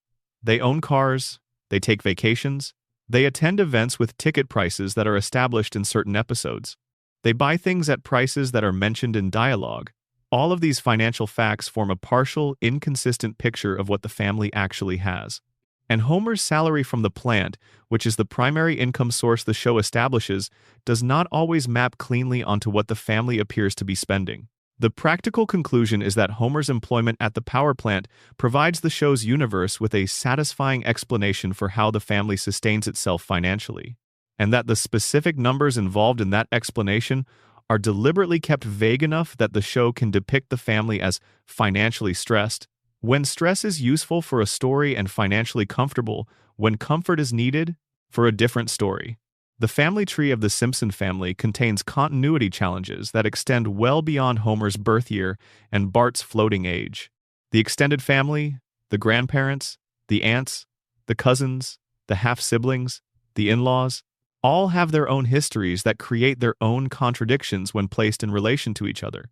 Abe Simpson's life before Homer's birth is one of the most elaborately developed backstories in the series, and also one of the most inconsistently told. Abe has described his wartime experience in different ways across different episodes. The specific campaigns he served in, the specific roles he played, the specific events he witnessed are not consistent between his various reminiscences. The show uses Abe's wartime memories as a comedy resource, a source of digressive stories that ramble entertainingly away from any actual point. And because these stories are comedy-driven rather than information-driven, their internal consistency is not a priority. But some of these stories establish specific facts. Facts about where Abe was at specific times during the war. Facts about people he served with and people he knew. Facts about what happened to him and what he did. And these facts, when placed against each other, do not form a coherent biography. Abe has been in multiple theaters of World War II simultaneously, as calculated from the various episodes that establish his wartime experience. He has had multiple versions of the same events. He has known the same people in different capacities in different tellings of the same general story. This is partly intentional. Abe's unreliable memory is part of his characterization. He is very old. He gets confused. He tells stories that may not be exactly accurate. The comedy of Abe's reminiscences depends partly on their digressive incoherence, their tendency to wander away from relevance into strange personal territory that may or may not have happened the way he describes.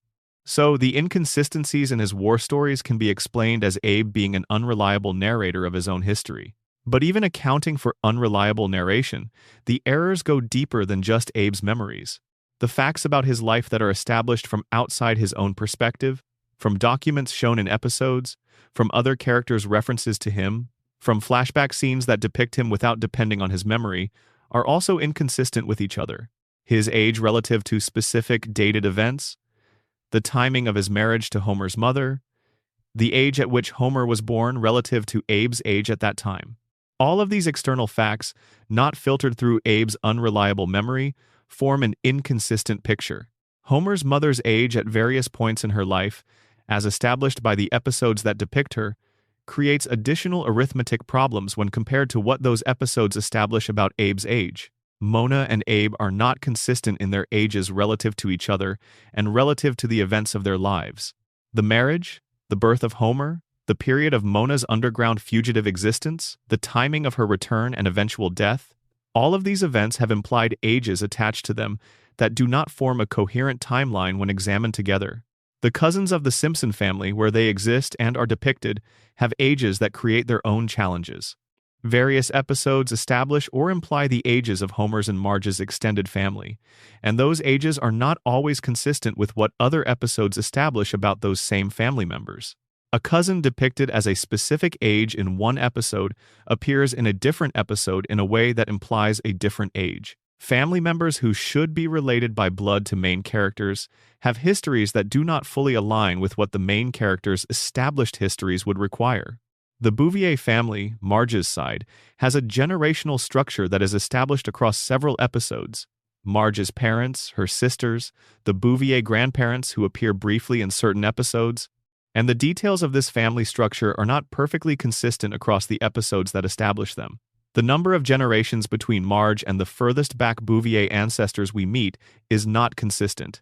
The specific family history that is implied by different episodes puts different events at different times in ways that do not quite add up when placed against each other.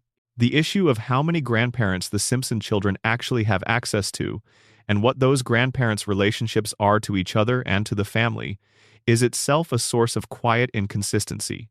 Abe is present and established. Mona appeared and died. Marge's parents appear in various episodes. The children should have a certain number of living grandparents at any given point in the show's run, and the episodes that address this question do not always agree on what that number is. There are episodes where the children appear to have access to grandparental relationships that should not be possible given what other episodes have established about the relevant grandparents' existence or location. And there are episodes where grandparents who should be present and available are simply absent without explanation. The specific ages of the Simpson children relative to each other are worth revisiting in more detail. Bart is 2 years older than Lisa. This is established clearly. But what constitutes 2 years of age difference visually is not consistently depicted. In the episodes that show both children together in situations that emphasize their age and developmental difference, the gap sometimes appears larger than 2 years and sometimes smaller. This is an animation challenge, more than a writing challenge, but it contributes to the overall inconsistency of the family's internal chronology. The episode in which Bart and Lisa each have their intelligence tested creates an interesting parallel continuity issue. Lisa's IQ is established in that episode at a specific number. Bart's IQ is established as significantly lower. These numbers are referenced again in other episodes, sometimes correctly and sometimes with slight variations. And the specific implications of those IQ numbers for how the characters should behave in situations that require specific cognitive capacities are not consistently applied across the episodes that follow the IQ establishment. Episode: Lisa sometimes performs above what her established IQ would predict, and Bart sometimes performs above what his established IQ would predict, because the story requires it. This is the show treating character capacities as tools rather than as facts. Lisa is as intelligent as any given scene requires her to be. Bart is as limited as any given scene requires him to be. The specific numbers attached to their intelligence are reference points that guide but do not constrain. Maggie's developmental age relative to the events of different episodes creates one of the more delicate continuity challenges in the family chronology. Maggie is established as 1 year old. Episodes that depict her infancy in flashback, or that treat her as having a specific developmental stage, create reference points for what 1 year old means in Springfield. And those reference points are not entirely consistent. The capabilities of a 1-year-old vary significantly across the first year of life, and the show's Maggie demonstrates capabilities that span a wider range of development than a single year would produce in a real child. She is sometimes functionally a very young infant, and sometimes functionally a toddler approaching the second year of development, depending on what the episode needs her to be able to do. The famous Maggie intelligence episodes, the episodes that establish her as being of extraordinary cognitive capacity, create the deepest developmental inconsistency. A 1-year-old of any intelligence level has physical limitations imposed by developmental biology that are not IQ dependent.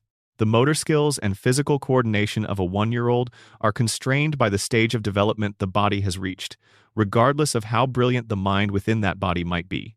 Maggie's demonstrated physical capabilities in episodes like The Longest Daycare exceed what any 1-year-old, regardless of intelligence, would be physically capable of producing.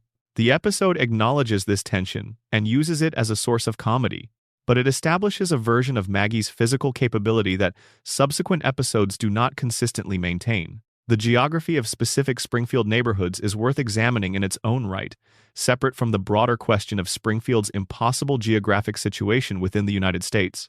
Because even within the town itself, the spatial relationships between specific locations are inconsistently established across episodes, creating a neighborhood map that shifts and rearranges itself in ways that mirror the town's broader geographic impossibility.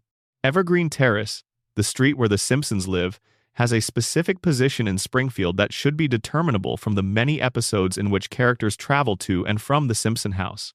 The house's address is established as 742 Evergreen Terrace. That address implies a specific street, a specific block, a specific position within the neighborhood, and the various establishing shots of the street, the various routes characters take to arrive at and leave the house, the various neighboring buildings and landmarks visible in scenes set on or near the street, form a picture of Evergreen Terrace that changes between episodes. The Flanders house, directly next door to the Simpsons, is established as being to the right of the Simpsons house when viewed from the street. This is consistent across most episodes, but the configuration of the Flanders property, its relative size, the specific features of its exterior, the layout of its yard, vary in ways that suggest the house has been remodeled several times without any in-universe acknowledgement. The house on the other side of The Simpsons has changed owners and appearances so many times across the series that it functions less as a fixed property and more as a narrative resource. When the show needs a neighbor plot, whoever lives in that house provides it. When the show does not need a neighbor plot, the house is simply not there in any meaningful way. The distance from the Simpsons house to the local convenience store, the Quick E-Mart, is established in early episodes as being a short walk. In later episodes, the same journey is sometimes depicted as requiring a car. In still other episodes, it appears to be close enough to reach without the journey being remarked upon at all, as if it is immediately adjacent to the house. The Quick E-Mart's position relative to the Simpson house is one of the most frequently depicted spatial relationships in the show and one of the least consistent. The school's position relative to the neighborhood is established in the opening credits sequence with a specific visual logic that implies a certain distance and direction from the house. But the routes Bart and Lisa take to school in episodes that show the journey do not consistently match the direction and distance implied by the opening credits. The school appears to be in different directions from the house depending on which episode you are watching. The church where the family attends services is established as being in a specific part of Springfield, close enough to the residential areas to be walkable but with enough separation to be a distinct destination. Its specific relationship to the Simpson house, the route from one to the other, is depicted differently in different episodes. In some episodes, the church appears to be in the same general neighborhood as the house. In others, it seems to be in a more central or commercial part of Springfield. The cemetery where deceased Springfield residents are buried has appeared in enough episodes to have established a fairly clear visual identity, but its position within Springfield varies. In some episodes, it is adjacent to the church, which is conventional. In others, it appears to be in a different part of town, with no visual connection to the church. And the cemetery's size appears different in different episodes, sometimes appearing as a small local burial ground and sometimes as a significantly larger establishment. The Springfield Retirement Castle, where Abe and his contemporaries reside, has a location that is established in different ways across the episodes that visit it. It has been depicted as being near certain other Springfield landmarks in some episodes and near different landmarks in others. Its interior layout is also inconsistent across the many episodes set within it. The residence rooms, the common areas, the specific features of the facility change between episodes in ways that suggest either extensive renovations or inconsistent production design. Moe's Tavern, the bar where Homer spends a significant portion of his leisure time, has a geographical relationship to the Simpson house that we have already touched on in terms of variable proximity. But the interior of Moe's is also inconsistently depicted across the series. The bar's specific dimensions, the arrangement of its furniture, the features of its back room, the specific decor items visible in different shots have all changed between episodes. The bar has been remodeled, in show terms, many more times than Moe has ever mentioned. Springfield Elementary School's interior is one of the most complex spatial environments in the show because so many episodes are set there, requiring so many different areas to be depicted. The layout of the school, the relationship between classrooms, hallways, administrative offices, the gymnasium, the cafeteria, and the schoolyard is established differently in different episodes. Areas that should be adjacent based on the layout established in one episode appear to be in completely different parts of the building in another episode.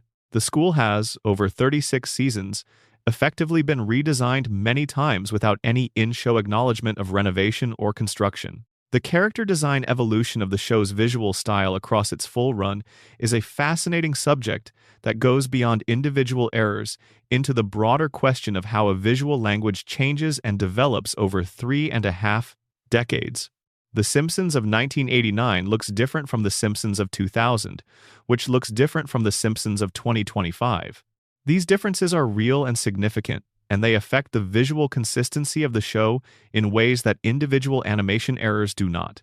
The early seasons of the show were produced with a relatively low budget by the standards of current animation production, using cell animation technology and color reproduction methods that gave the images a specific warmth and occasional softness that later seasons, produced digitally, do not have. If you put a frame from Season 1 next to a frame from Season 30, the two frames are clearly from the same show in terms of character design and world, but they are visually quite different in terms of production quality, color saturation, line crispness, and overall visual texture. This is not an error in any individual episode. It is the cumulative result of technology changing while the show continued. But it creates a visual inconsistency across the full body of work that is worth acknowledging as a category of continuity challenge, distinct from the specific animation errors within individual episodes. The character models have themselves evolved more significantly than is sometimes acknowledged. Homer's face in the first season, while recognizably Homer, has slightly different proportions than the Homer of later seasons. His eyes are positioned slightly differently. The shape of his head is drawn with a slightly different curvature.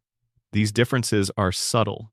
They are the result of character designers and animators working from model sheets that are revised as the production evolves and settles. But they are visible, particularly when early season frames are compared directly to later season ones. Marge's face has similar evolution. Lisa's face has changed subtly across the series in ways that are more noticeable than her relative lack of screen presence might suggest. Bart's face is perhaps the most stable of the main family, maintaining consistent proportions and features across the full run more reliably than any other family member. The backgrounds of Springfield have evolved enormously over the series, reflecting both the change from hand-painted to digital production and the gradual accumulation of established detail in the show's visual world. Early season Springfield backgrounds are relatively sparse. They establish the essential visual information of the setting without excessive detail. Later season backgrounds are much more densely populated, with recurring visual details, specific signage, specific building facades, specific environmental features that have accumulated over years of production. This background detail accumulation is not a continuity error in itself. It is the natural result of a visual world growing richer over time, as it is depicted in more and more detail. But it does create a situation where early season Springfield and late season Springfield feel like different places in terms of visual density, which contributes to the overall sense that the town has changed significantly even though the show maintains that it has not. The color palette of Springfield has also shifted across the series in ways that are subtle but real. Early seasons use a color palette that tends toward slightly more muted, slightly warmer tones. Later seasons, produced digitally, have access to a more saturated color range and tend to use it. The Springfield of later seasons is more visually vivid than the Springfield of early seasons in a way that reflects the capabilities of the production technology rather than any in-world change in the town's character. Specific color choices for specific characters have also drifted. We have already discussed Ned's sweater and Homer's shirt, but these are examples of a more general phenomenon affecting almost every character's established visual palette. The exact shade of Marge's hair, the precise orange of Bart's shirt, the particular blue of Lisa's dress, the color of Maggie's onesie. All of these have experienced slight drift across the series that accumulates into a visual inconsistency across episodes from different periods of the show's run. The treatment of Springfield's nighttime scenes is an area where the animation errors are most visible. Night scenes require a different approach to the show's standard color palette, using darker tones and adding specific light sources to indicate the absence of daylight. The way this is handled has changed across the series, with early seasons often using a relatively simple blue-tinted palette to indicate night and later seasons using more sophisticated approaches to lighting and shadow. Episodes that reference or recreate events from different periods of the show's production have a nighttime visual vocabulary that does not always match the nighttime visual vocabulary of the original period. The evolution of how the show handles crowd scenes is particularly striking across the full run. Early crowd scenes are populated with a relatively small number of character designs, repeated and slightly varied, to create the impression of a larger group. As the show's character library has grown, later crowd scenes are more visually diverse, with more individual character designs visible in the background of a single shot. This means that the Springfield crowds of early seasons and the Springfield crowds of later seasons look quite different in terms of the variety of people visible, reflecting the growth of the show's visual character resources over time.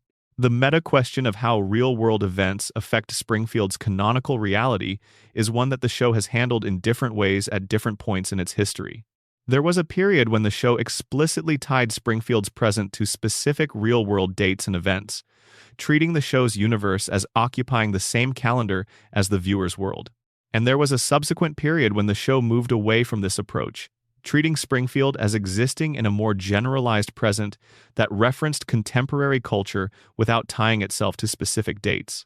This shift in approach creates its own form of continuity problem. Episodes from the first period have specific real-world dates attached to them through their cultural references and their explicit calendar references. Episodes from the second period do not. And when both types of episodes exist in the same canonical universe, the relationship between them is chronologically ambiguous. The Y2K episode is a useful example. The year 2000 was treated, in that episode, as the show's present moment. The characters were experiencing the approach of the millennium in real time, as were viewers. The episode is therefore anchored to a specific real-world moment in a way that most Simpsons episodes are not, and that anchor creates retrospective continuity pressure. If The Simpsons experienced the year 2000, and if they have not aged since, then where in the timeline do the episodes set in 2005, or 2010, or 2020 belong? The floating timeline absorbs all of these episodes by treating them all as the show's present at the time of their broadcast, but the Y2K episode's specific real-world anchoring resists this absorption in a way that most episodes do not. The September 11 attacks created a specific, real-world moment that the show had to navigate carefully. The show made specific choices about how to handle references to the attacks and their aftermath, some of which involved editing previously produced content, and some of which involved how new episodes addressed or did not address the changed cultural reality. These choices created their own kind of continuity complexity.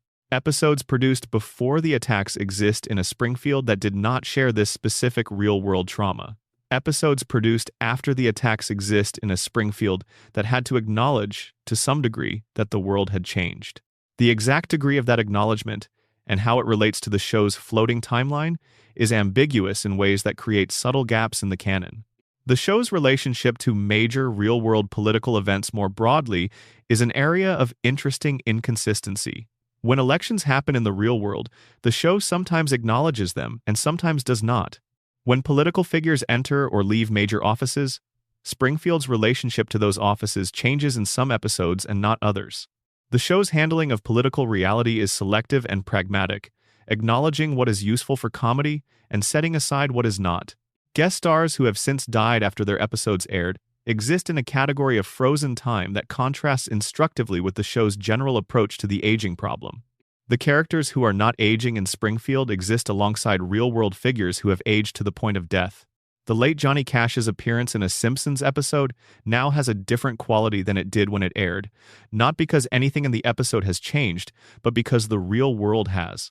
The episode's relationship to real-world time is a complicated thing when the show exists across a span of time in which real-world figures who appeared in it have passed away.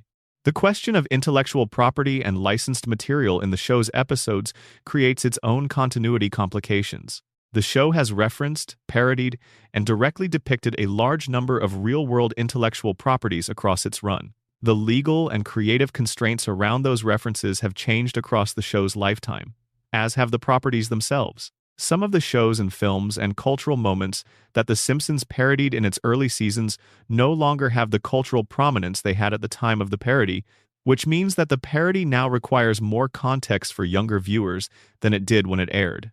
The cultural continuity of the show's comedic references is subject to decay over time in a way that has nothing to do with the show's internal continuity management and everything to do with the passage of real-world time.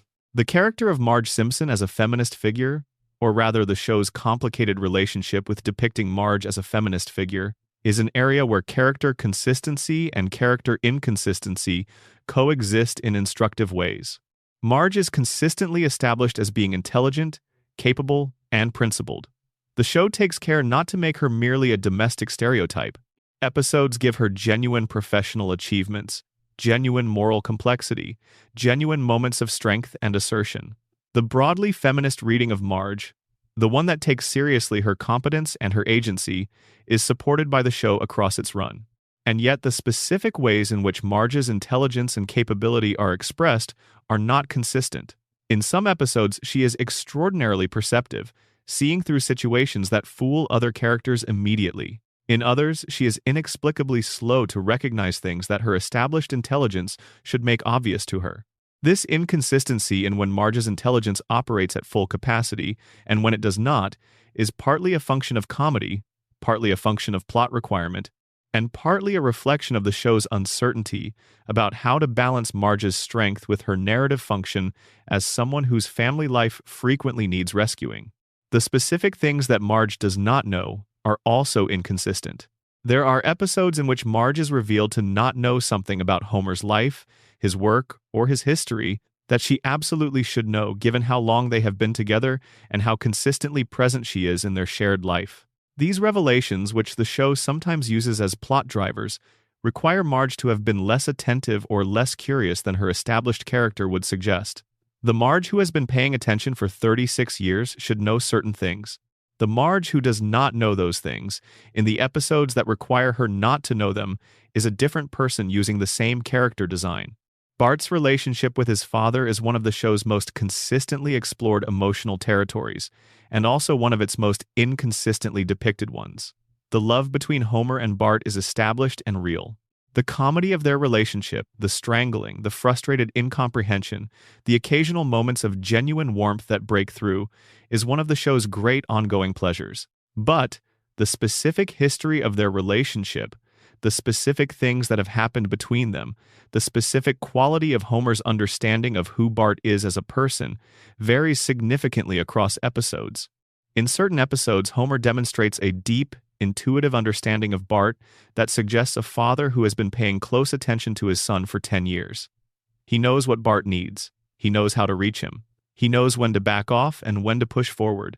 In other episodes, Homer appears genuinely baffled by his son, unable to understand his motivations, unable to predict his behavior, responding to Bart's well-established patterns of behavior as though he has never encountered them before. This inconsistency in Homer's understanding of Bart reflects the broader tension in the show between Homer as a loving, perceptive father who is bad at showing it, and Homer as a genuinely oblivious parent who loves his children but does not truly understand them.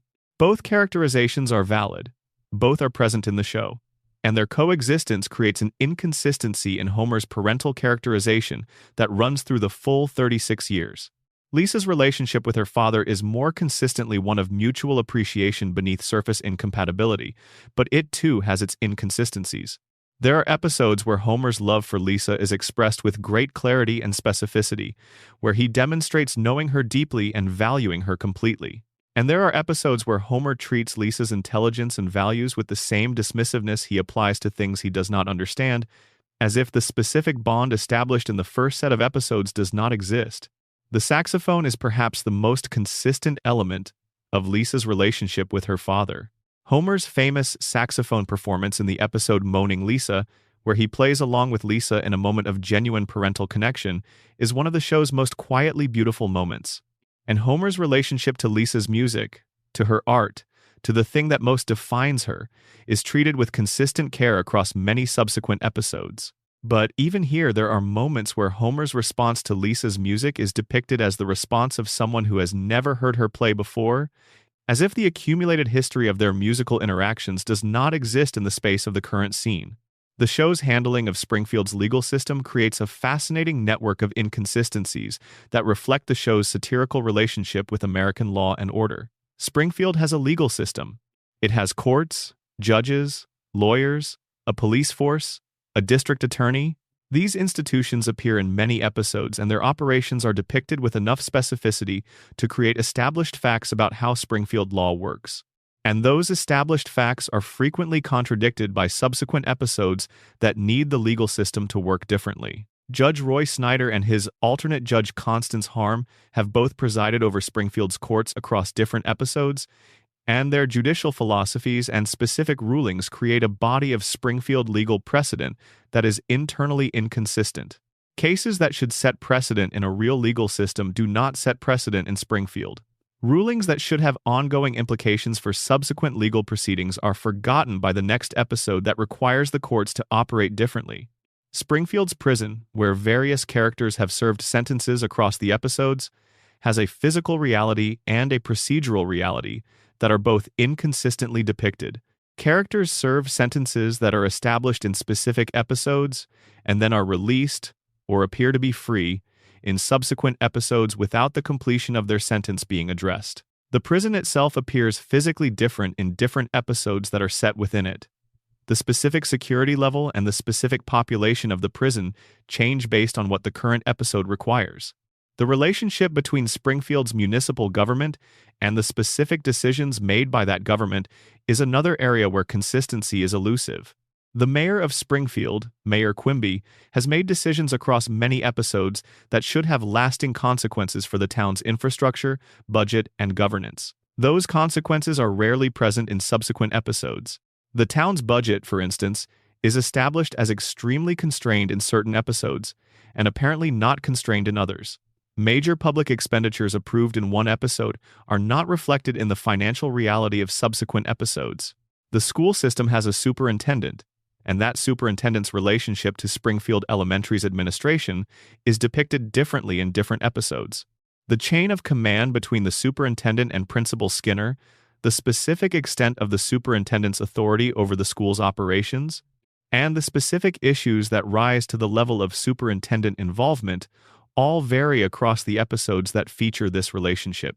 Springfield's relationship with the state government is another source of episodic inconsistency. The state capitol is referenced and occasionally visited, but the specific nature of Springfield's political relationship to the state, the extent to which Springfield operates with local autonomy versus state oversight, varies between episodes. There are episodes where state authorities have direct authority over Springfield decisions and episodes where Springfield appears to be operating completely independently of any state regulatory structure. The federal government's relationship to Springfield is depicted inconsistently as well, though the most dramatic federal involvement in the show's history, the EPA dome action in the movie, is technically part of the extended Simpsons universe rather than the television series proper. Within the television series, the federal government appears in various capacities that are not always consistent with each other.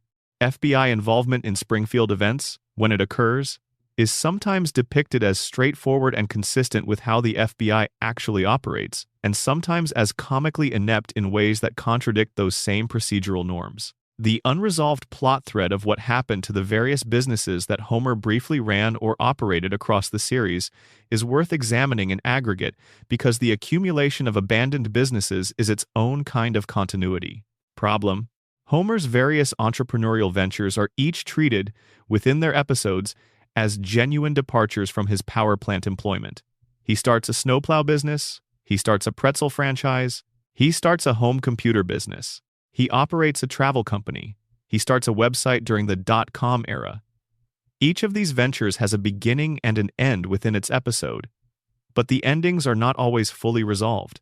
Homer's departure from each business does not always account for what happens to the business itself, its customers, its obligations, its assets.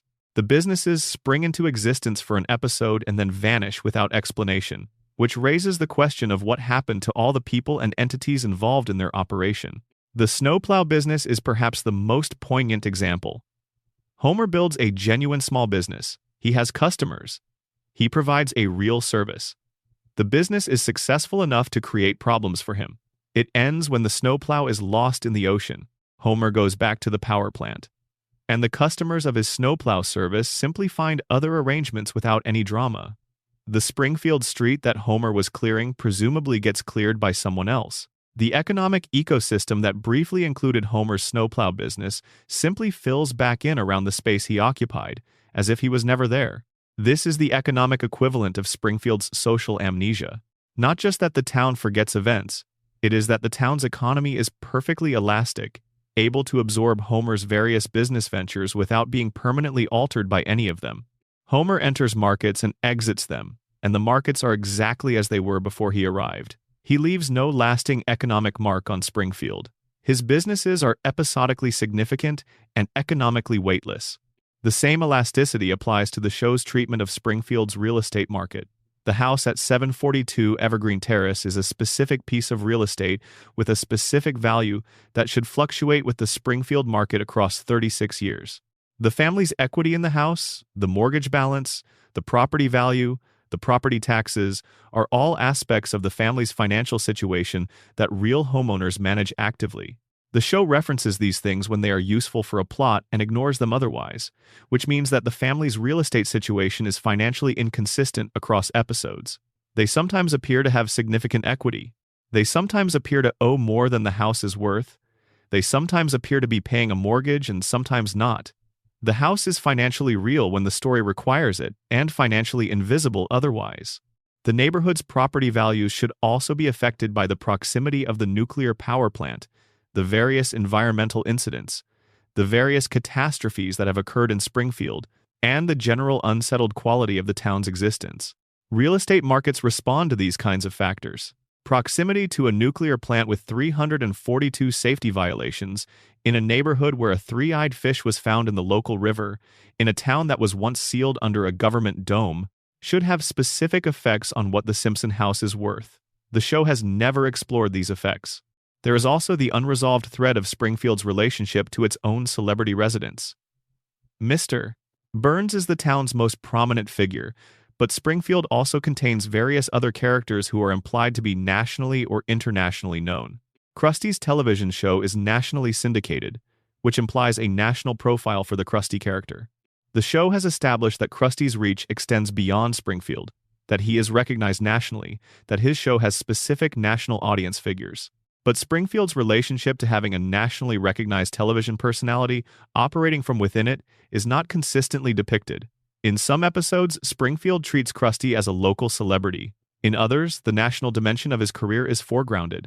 The town's self-image as a place where nationally recognized entertainment originates is not consistent across the episodes that deal with Krusty's career. The resolution of Dr. Hibbert's relationship to the Simpson family across the series is another quiet, unresolved thread. Dr. Hibbert has been the family's primary physician across the show's run, and his relationship with the family is established as warm, ongoing, and professionally involved. But the specific medical history he would have access to, given this ongoing relationship, creates continuity pressure when episodes establish medical facts about family members that Dr. Hibbert's knowledge of the family should have already revealed. There are moments when Dr. Hibbert appears to be learning things about the Simpsons' health that a physician with their medical history should already know. This is partly a production necessity. Expositing medical information through a doctor's discovery in a scene is dramatically efficient in a way that having the doctor simply state it from prior knowledge is not. But it creates the impression that Dr. Hibbert's records on the family are incomplete, which is inconsistent with how his relationship to them is otherwise depicted. The show's engagement with its own mistakes through the medium of the commentary tracks on its DVD releases is a fascinating piece of meta-continuity documentation. The DVD commentaries for the show's early seasons, recorded by the writers, directors, and production team, contain extensive acknowledgments of specific errors, specific decisions, and specific moments where what ended up on screen differed from what was intended or from what was established in other episodes. These commentaries are not widely watched by casual fans. They are a resource for dedicated followers of the show's production history. But they represent the show's most direct and explicit acknowledgement of its own errors, cases where the people who made the show look back at it and say, "Yes, we know that is wrong. Here is why it happened. Here is what we were thinking. Here is what we would do differently." The commentary acknowledgments include animation errors that the production team noticed after broadcast but could not correct. They include writing decisions that seemed fine in the moment but created continuity problems that became apparent later. They include casting and voicing choices that were made under deadline pressure and that were later recognized as inconsistent with established characterization. They include references to episodes that were originally planned to address certain continuity questions but were never produced. The commentary acknowledgement of the Michael Jackson episode's voice credit is particularly interesting. The team discusses the decision to credit Michael Jackson as John J. Smith, the reasons for that decision, and the specific way this decision was communicated to and understood by different members of the production. This discussion illuminates the specific creative and legal considerations that shaped a decision that has its own continuity implications, as discussed earlier. The commentary for the Who Shot Mr. Burns episodes is rich with acknowledgement of the production team's own uncertainty about the mystery's resolution. Writers discuss being unsure of the answer at various points during the production process, being committed to different potential shooters at different times, and making the final decision in a way that required backfilling the clues to fit the answer. This commentary is perhaps the most direct acknowledgement that the show's most famous mystery was not constructed from the answer outward, but assembled somewhat retrospectively, which explains many of the evidentiary gaps discussed in the source transcript. The show's relationship with fan communities through social media in its later years has created another avenue for the show to acknowledge its own errors and inconsistencies. Writers and showrunners have occasionally responded to fan observations about continuity problems on social media, sometimes acknowledging the error, sometimes offering a creative rationalization, and sometimes simply joking about the impossibility of maintaining perfect continuity across the show's enormous body of work. These social media acknowledgments are informal and sometimes contradicted by other informal statements from other members of the creative team. They do not carry the canonical weight of the episodes themselves, but they represent a genuinely new form of post-broadcast engagement with the show's mistakes, a live, ongoing conversation between the show's makers and its most attentive viewers about what went wrong and why, and what it means. The production of the show's 30th anniversary special required the creative team to engage with the full archive of the show in a way that necessarily surfaced the accumulated inconsistencies of 30 years of production. Retrospective specials require choosing which version of the show's history to present as definitive, which means choosing between contradictory versions of established facts. The choices made in that special about which specific details to foreground and which to set aside are themselves a form of continuity management, a retrospective decision about what the show's history officially is. The 30th anniversary material also engaged with the question of the show's quality across its run in ways that implicitly acknowledge the difference between the golden age and the subsequent period. This acknowledgement, made by the show's own makers, is a form of meta-continuity recognition. It concedes that the show has not been a single consistent thing across its run, that it changed, that the change was real, and that the audience's sense that something shifted is not simply nostalgia, but an accurate perception of a genuine transformation in the show's character. The evolution of the show's musical score across its 36-year run is a story of both extraordinary consistency and surprising variation. Alf Clausen composed the show's music for the first 27 seasons, providing a remarkable through-line of musical personality that became as characteristic of the show's identity as its visual style or its character voices. And then in season 29, Clausen was replaced by a new music team, and the sonic character of the show shifted in ways that are audible to attentive listeners. This transition, and the specific changes it created in the show's musical identity, is a form of audio continuity-discontinuity that does not involve errors exactly, but does involve a change in the show's established sonic character. Episodes from before the transition and episodes from after it sound different in ways that go beyond individual musical choices into the underlying philosophy of how music functions in the show's storytelling. Clausen's score was famous for its sophisticated orchestral arrangements, its willingness to use large ensemble writing for comedic effect, and its specific approach to how music interacts with the timing of jokes and physical comedy. The score was a participant in the show's comedy, not a background element. The musical comedy of the Clausen era is part of what makes those episodes feel the way they feel.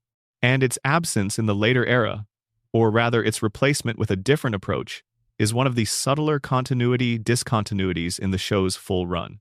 The specific musical motifs associated with specific characters are another area of audio continuity interest. Characters in long-running shows often develop musical themes that become associated with their appearances. Burns has musical associations that are maintained reasonably consistently across his episodes. Homer has musical associations that have been used to signal specific emotional states. But the consistency of these associations varies. Some character musical moments are maintained across the show's full run. Others are used in certain periods and then drift away from their original function. The show's use of licensed music, pre-existing songs chosen for specific scenes, is a huge part of its audio identity and a source of its own continuity complexity. The choice of a specific song for a specific scene establishes a relationship between that song and that moment in the show's history. When the same song appears in a subsequent episode in a different context, the two uses exist in a kind of creative tension with each other. The show has used many songs, multiple times in different contexts, and the cumulative effect of those multiple uses creates a network of musical association that is not always internally consistent. The treatment of songs that are performed by characters within the show, the in-universe musical performances, has its own continuity dimension. Characters who perform songs within the show's universe are establishing specific musical capacities in history. Homer's barbershop quartet career is established through specific performances. Bart's brief music career is established through specific songs. Lisa's saxophone performances are established through specific musical choices. The accumulation of these in-universe performances creates a musical history for the family that is referenced with varying levels of consistency in subsequent episodes. The famous Do the Bartman song, which was an early cultural phenomenon associated with the show, exists in an interesting canonical limbo. It is a real-world artifact associated with the show, produced and promoted as a tie-in product, but its relationship to the show's actual universe is ambiguous. It is not an in-universe performance in the way that Bart's later musical moments are. It is a promotional item that uses the show's character, but it has enough cultural presence associated with the show that its existence as a piece of audio artifact creates a kind of para-canonical status that sits uncomfortably alongside the show's actual musical history. As we approach the end of this long journey through Springfield's mistakes, it is worth stepping back to consider what the complete catalog of these errors tells us about the nature of creative longevity. The Simpsons is not unique in having a large body of continuity errors. Any long-running creative work of sufficient complexity will accumulate inconsistencies over time. What makes The Simpsons error catalog distinctive is its scale, its breadth, and its relationship to a work of exceptional creative achievement. The errors exist alongside some of the finest comedy writing ever produced for any medium. They coexist with character work of genuine emotional depth, with social satire of unusual sharpness, with structural comedy of extraordinary sophistication. The show that made these mistakes is also the show that made Last Exit to Springfield, Homer the Great, Cape Fear, You Only Move Twice, Marge vs. The Monorail, A Streetcar Named Marge, Homer's Enemy, and hundreds of other episodes that stand as genuine achievements in the art of comedy. The mistakes do not diminish those achievements. The achievements do not excuse the mistakes. Both exist together, in the same body of work, produced by the same people, for the same audience. They are two faces of the same creative endeavor, and acknowledging both of them is the only honest way to engage with what the show actually is. The audience that has stayed with the show across 36 years is not a naive audience. It is not an audience that has failed to notice the errors, the decline in quality in certain periods, the contradictions, and the inconsistencies.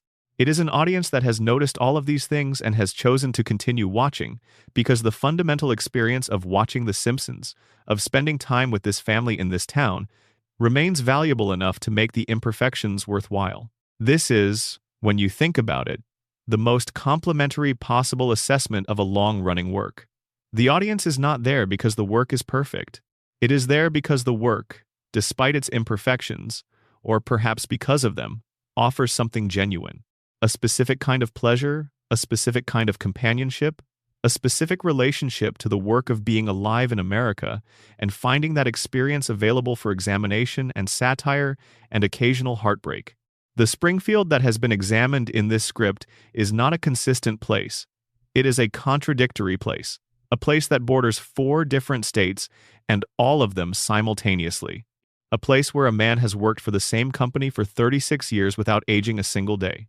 A place where fish have 3 eyes and the residents have 4 fingers and nobody thinks either of these things requires explanation.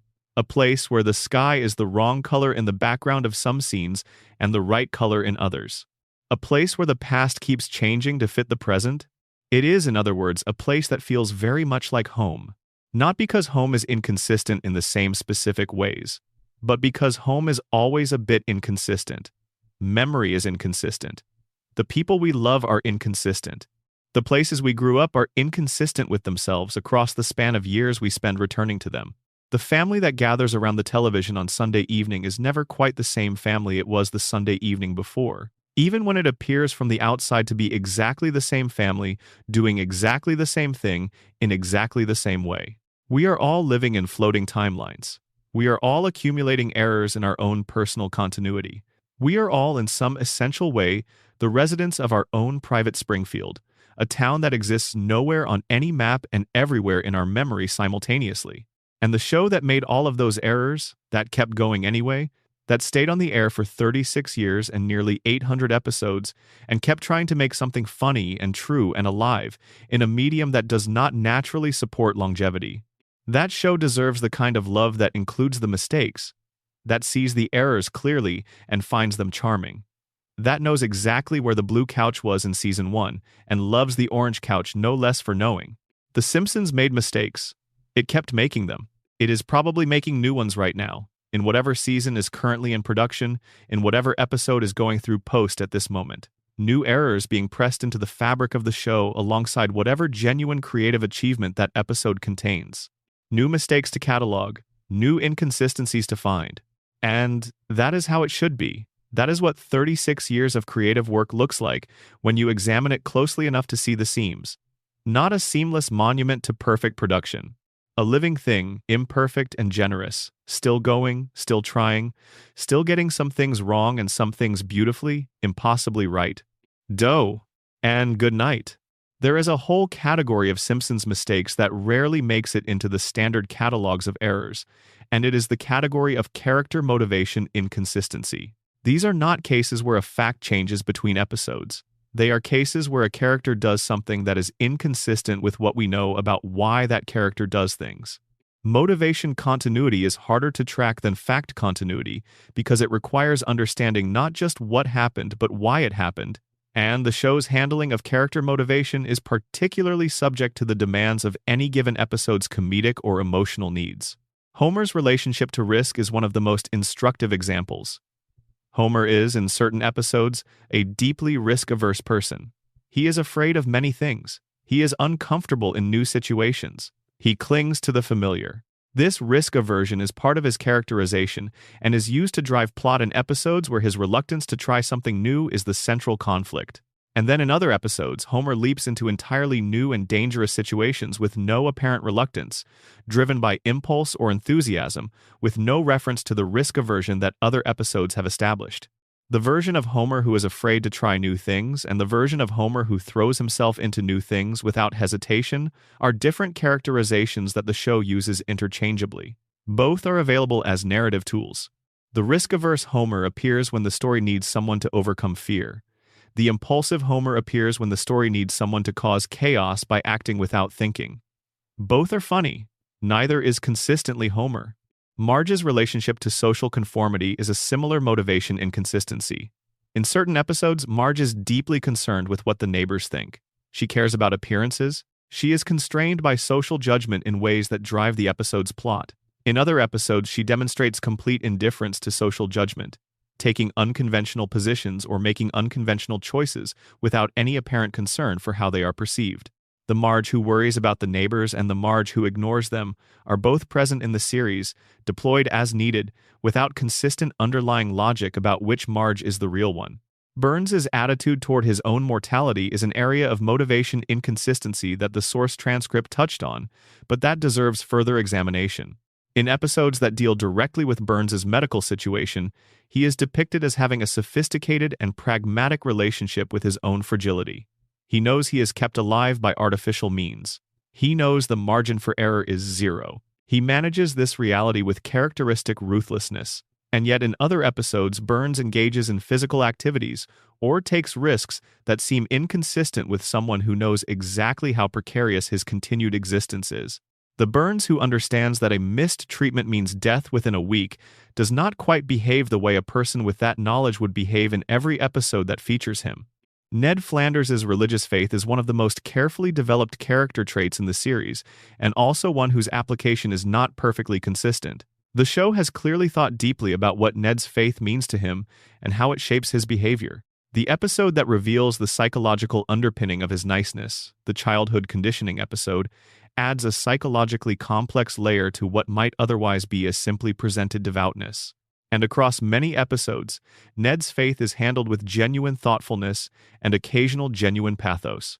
But the specific theological content of Ned's faith, what he believes about specific theological questions, how his faith applies to specific moral situations, is not perfectly consistent across the episodes that engage with it.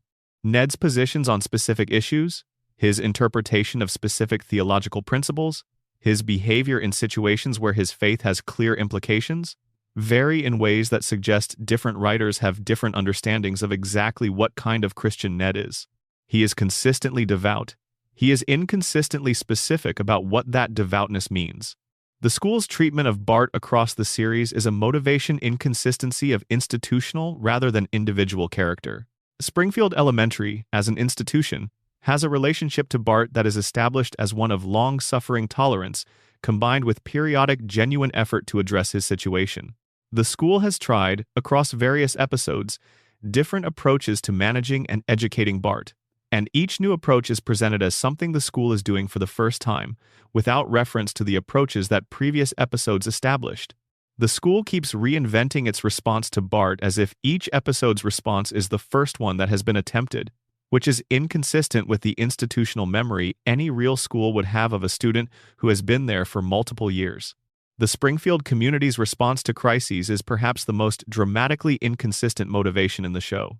The town has faced existential crises across its history that should have prompted lasting changes in community organization, emergency preparedness, or institutional response.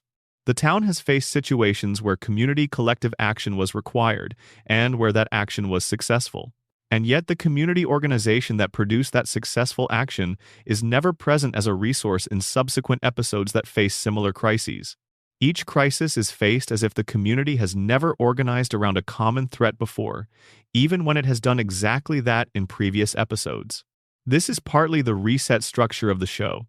Each episode starts from scratch in terms of community organization, because maintaining ongoing community organization as a background fact would require tracking it across episodes in a way the show is not designed to do. But it creates a community that keeps relearning the same lessons about how to respond to common threats, which is a kind of institutional amnesia that mirrors the individual amnesia we see in Homer and the collective denial we see in Springfield's response to the power plant.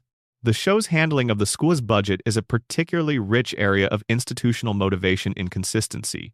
The school is consistently established as being financially underfunded, unable to provide adequate resources for education, dependent on external donations and fundraising for basic necessities. This underfunding is a recurring plot driver and a consistent satirical point. And yet, in specific episodes, the school appears to have resources, facilities, and programs that its established budget constraints should not permit. The school has, across different episodes, a level of funding that fluctuates enormously, from barely able to keep the lights on to apparently well-resourced, based on what any given episode requires. Principal Skinner's relationship to the school budget, his management of it, his advocacy for it with the superintendent, and his creative workarounds for its constraints, are depicted in ways that are not always consistent with each other.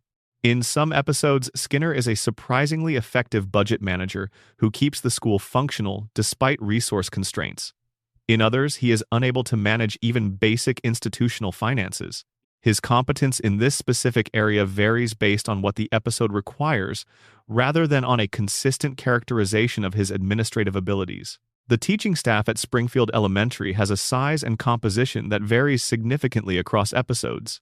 The number of teachers depicted, the subjects they teach, the specific people in those roles, all change depending on what a given episode requires. Mrs. Krabappel, as Bart's homeroom teacher, is the most consistent teaching relationship in the show, and that consistency is part of what made her character so effective. But the rest of the teaching staff exists in a floating state of variable composition. Groundskeeper Willie's role at the school is one of the show's great running character inconsistencies. Willie is the groundskeeper, responsible for maintaining the school's physical environment. This is his established role. And yet, across the series, he has been depicted doing things that are entirely outside a groundskeeper's job description, including teaching French, participating in academic events, and having authority over school operations that a groundskeeper would not have. His presence in school situations that are unrelated to groundskeeping is so frequent that it effectively establishes him as a general-purpose school employee, which is inconsistent with his specific job title. The lunchroom at Springfield Elementary, and the specific horrors of school lunch that are a recurring comic element, is an area of enjoyable inconsistency. The food served in the school cafeteria is established in various episodes as being of spectacularly low quality, with specific examples of particularly terrible meals that become running jokes. But the specific composition of the cafeteria staff, the specific budget constraints that produce the terrible food, and the specific regulatory environment that permits it to be served, are all handled differently in different episodes. The terrible lunch is consistent. The specific mechanism that produces it is not. The Springfield Police Department's relationship to actual law enforcement is one of the show's most sustained satirical targets and one of its most inconsistently depicted institutions.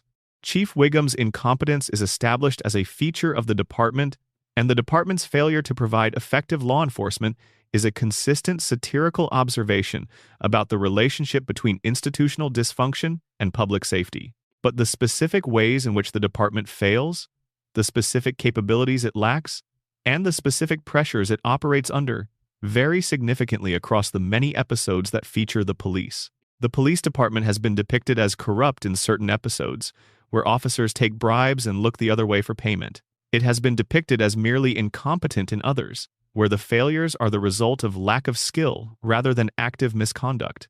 It has been depicted as reasonably functional in certain episodes, where the plot requires the police to actually solve something, and as comically inept in others where the plot requires them to fail. The department's consistent satirical target status does not produce consistent internal characterization. Eddie and Lou, the two officers who accompany Chief Wiggum in most of his appearances, have a relationship with him and with each other that is inconsistently depicted. Their specific capabilities, their specific attitudes toward their work, and the specific nature of their dynamic with Wiggum all vary across episodes. The only truly consistent fact about them is that they are always there, always flanking Wiggum, always available to react to his decisions. The Springfield Fire Department, which appears less frequently than the police but which has its own history of inconsistent depiction, has a response time that varies enormously across the episodes that feature it. The fire department's response to emergencies is sometimes immediate and sometimes laughably delayed based on what the comedic needs of the current scene require. Their equipment, staffing, and capabilities are established differently in different episodes that feature them. The Springfield Hospital is one of the most consistently visited locations in the series, given how often characters require medical attention. And yet the hospital's internal layout, its staffing, its capabilities, and its administrative structure are all depicted inconsistently across the many episodes set within it. Dr. Hibbert's relationship to the hospital, whether he is staff or affiliated or in private practice, is not consistently established. The hospital appears to have a different number of staff in different episodes. Its emergency response capabilities vary. The specific treatment options available at Springfield Hospital reflect the same kind of variable reality. Treatments that should be impossible given the hospital's apparent resources are available in certain episodes. Treatments that should be routine are unavailable in others. The hospital is as well or poorly equipped as any given episode requires it to be. The running gag of Springfield's excessive number of medical specialists available on short notice is a deliberate comic exaggeration that creates its own internal inconsistency. The show has depicted Springfield as having extremely specialized medical professionals immediately available in situations that would, in any real community of Springfield's apparent size, require referral to a distant major medical center. This is a comedy shortcut, allowing the show to introduce specialized medical plot elements without the realistic delays that real medical access would involve. But it creates an inconsistency in the picture of Springfield's medical resources across episodes, because those resources are available on demand in some episodes and entirely absent in others. The Springfield Museum, which appears in several episodes, is depicted with a different collection, different staff, and different physical layout in different episodes. The museum's relationship to Springfield's cultural life, the events it hosts, its funding situation, and its operational character are all established differently in the episodes that feature it. The museum exists as a setting that the show can use when it needs a museum-type environment, rather than as a consistently established institution with a fixed identity. The Springfield Public Library has a similar status. It appears when a library setting is needed, with whatever characteristics are useful for the current episode. Its size, its collection, its staff, and its operational policies are not consistent across the episodes that use it as a setting. The Library of Springfield is wherever the episode needs it to be, with whatever resources the episode requires it to have. Springfield's relationship to its own cultural history is an area of rich inconsistency. The town has historical markers and monuments that are referenced in various episodes, and those historical references are not always consistent with each other. Springfield's founding story, the events that established the town, the figures who played roles in its early history, are all established in different ways in different episodes. The show has revisited Springfield's origins from different angles in different historical comedy episodes, and those different angles do not form a coherent single founding narrative. The Springfield founders, when they are depicted, have names and histories that change between episodes. The specific events of Springfield's early history, when they are referenced, are described differently in different episodes. The town's relationship to the broader history of the United States, while obviously satirical in its general outlines, is inconsistent in its specific details. The show has been extraordinarily generous with its audience across 36 years. It has provided an enormous quantity of creative work, an enormous range of comedic approaches, an enormous variety of emotional registers. It has made serious mistakes and extraordinary achievements in roughly equal measure. It has been, at different points in its history, the best thing on television and a pale shadow of its former self, and it has kept going through all of it. The mistakes are part of the generosity. A show that made fewer mistakes would be a show that took fewer risks. A show that took fewer risks would be a show that produced less of the extraordinary stuff alongside less of the ordinary stuff.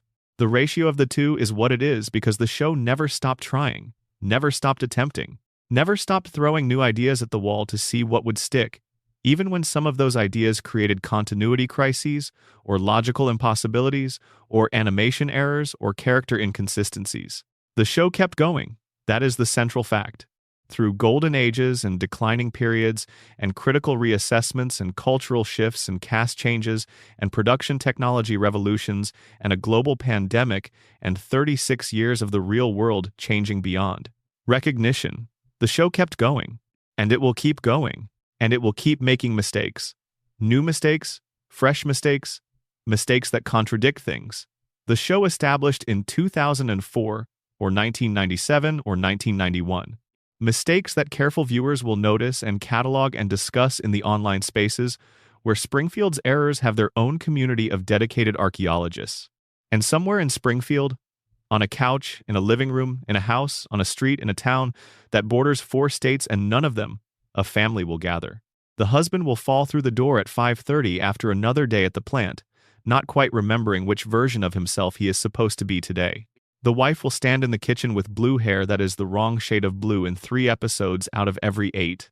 The boy will skateboard past with the wrong number of fingers in 1 shot out of every several hundred. The girl will play her saxophone in a room that is the wrong size compared to what it was in the episode that aired 3 years before. The baby will watch from her playpen with eyes that understand everything and say nothing. And it will be perfect, not despite the errors, just perfect. Good night.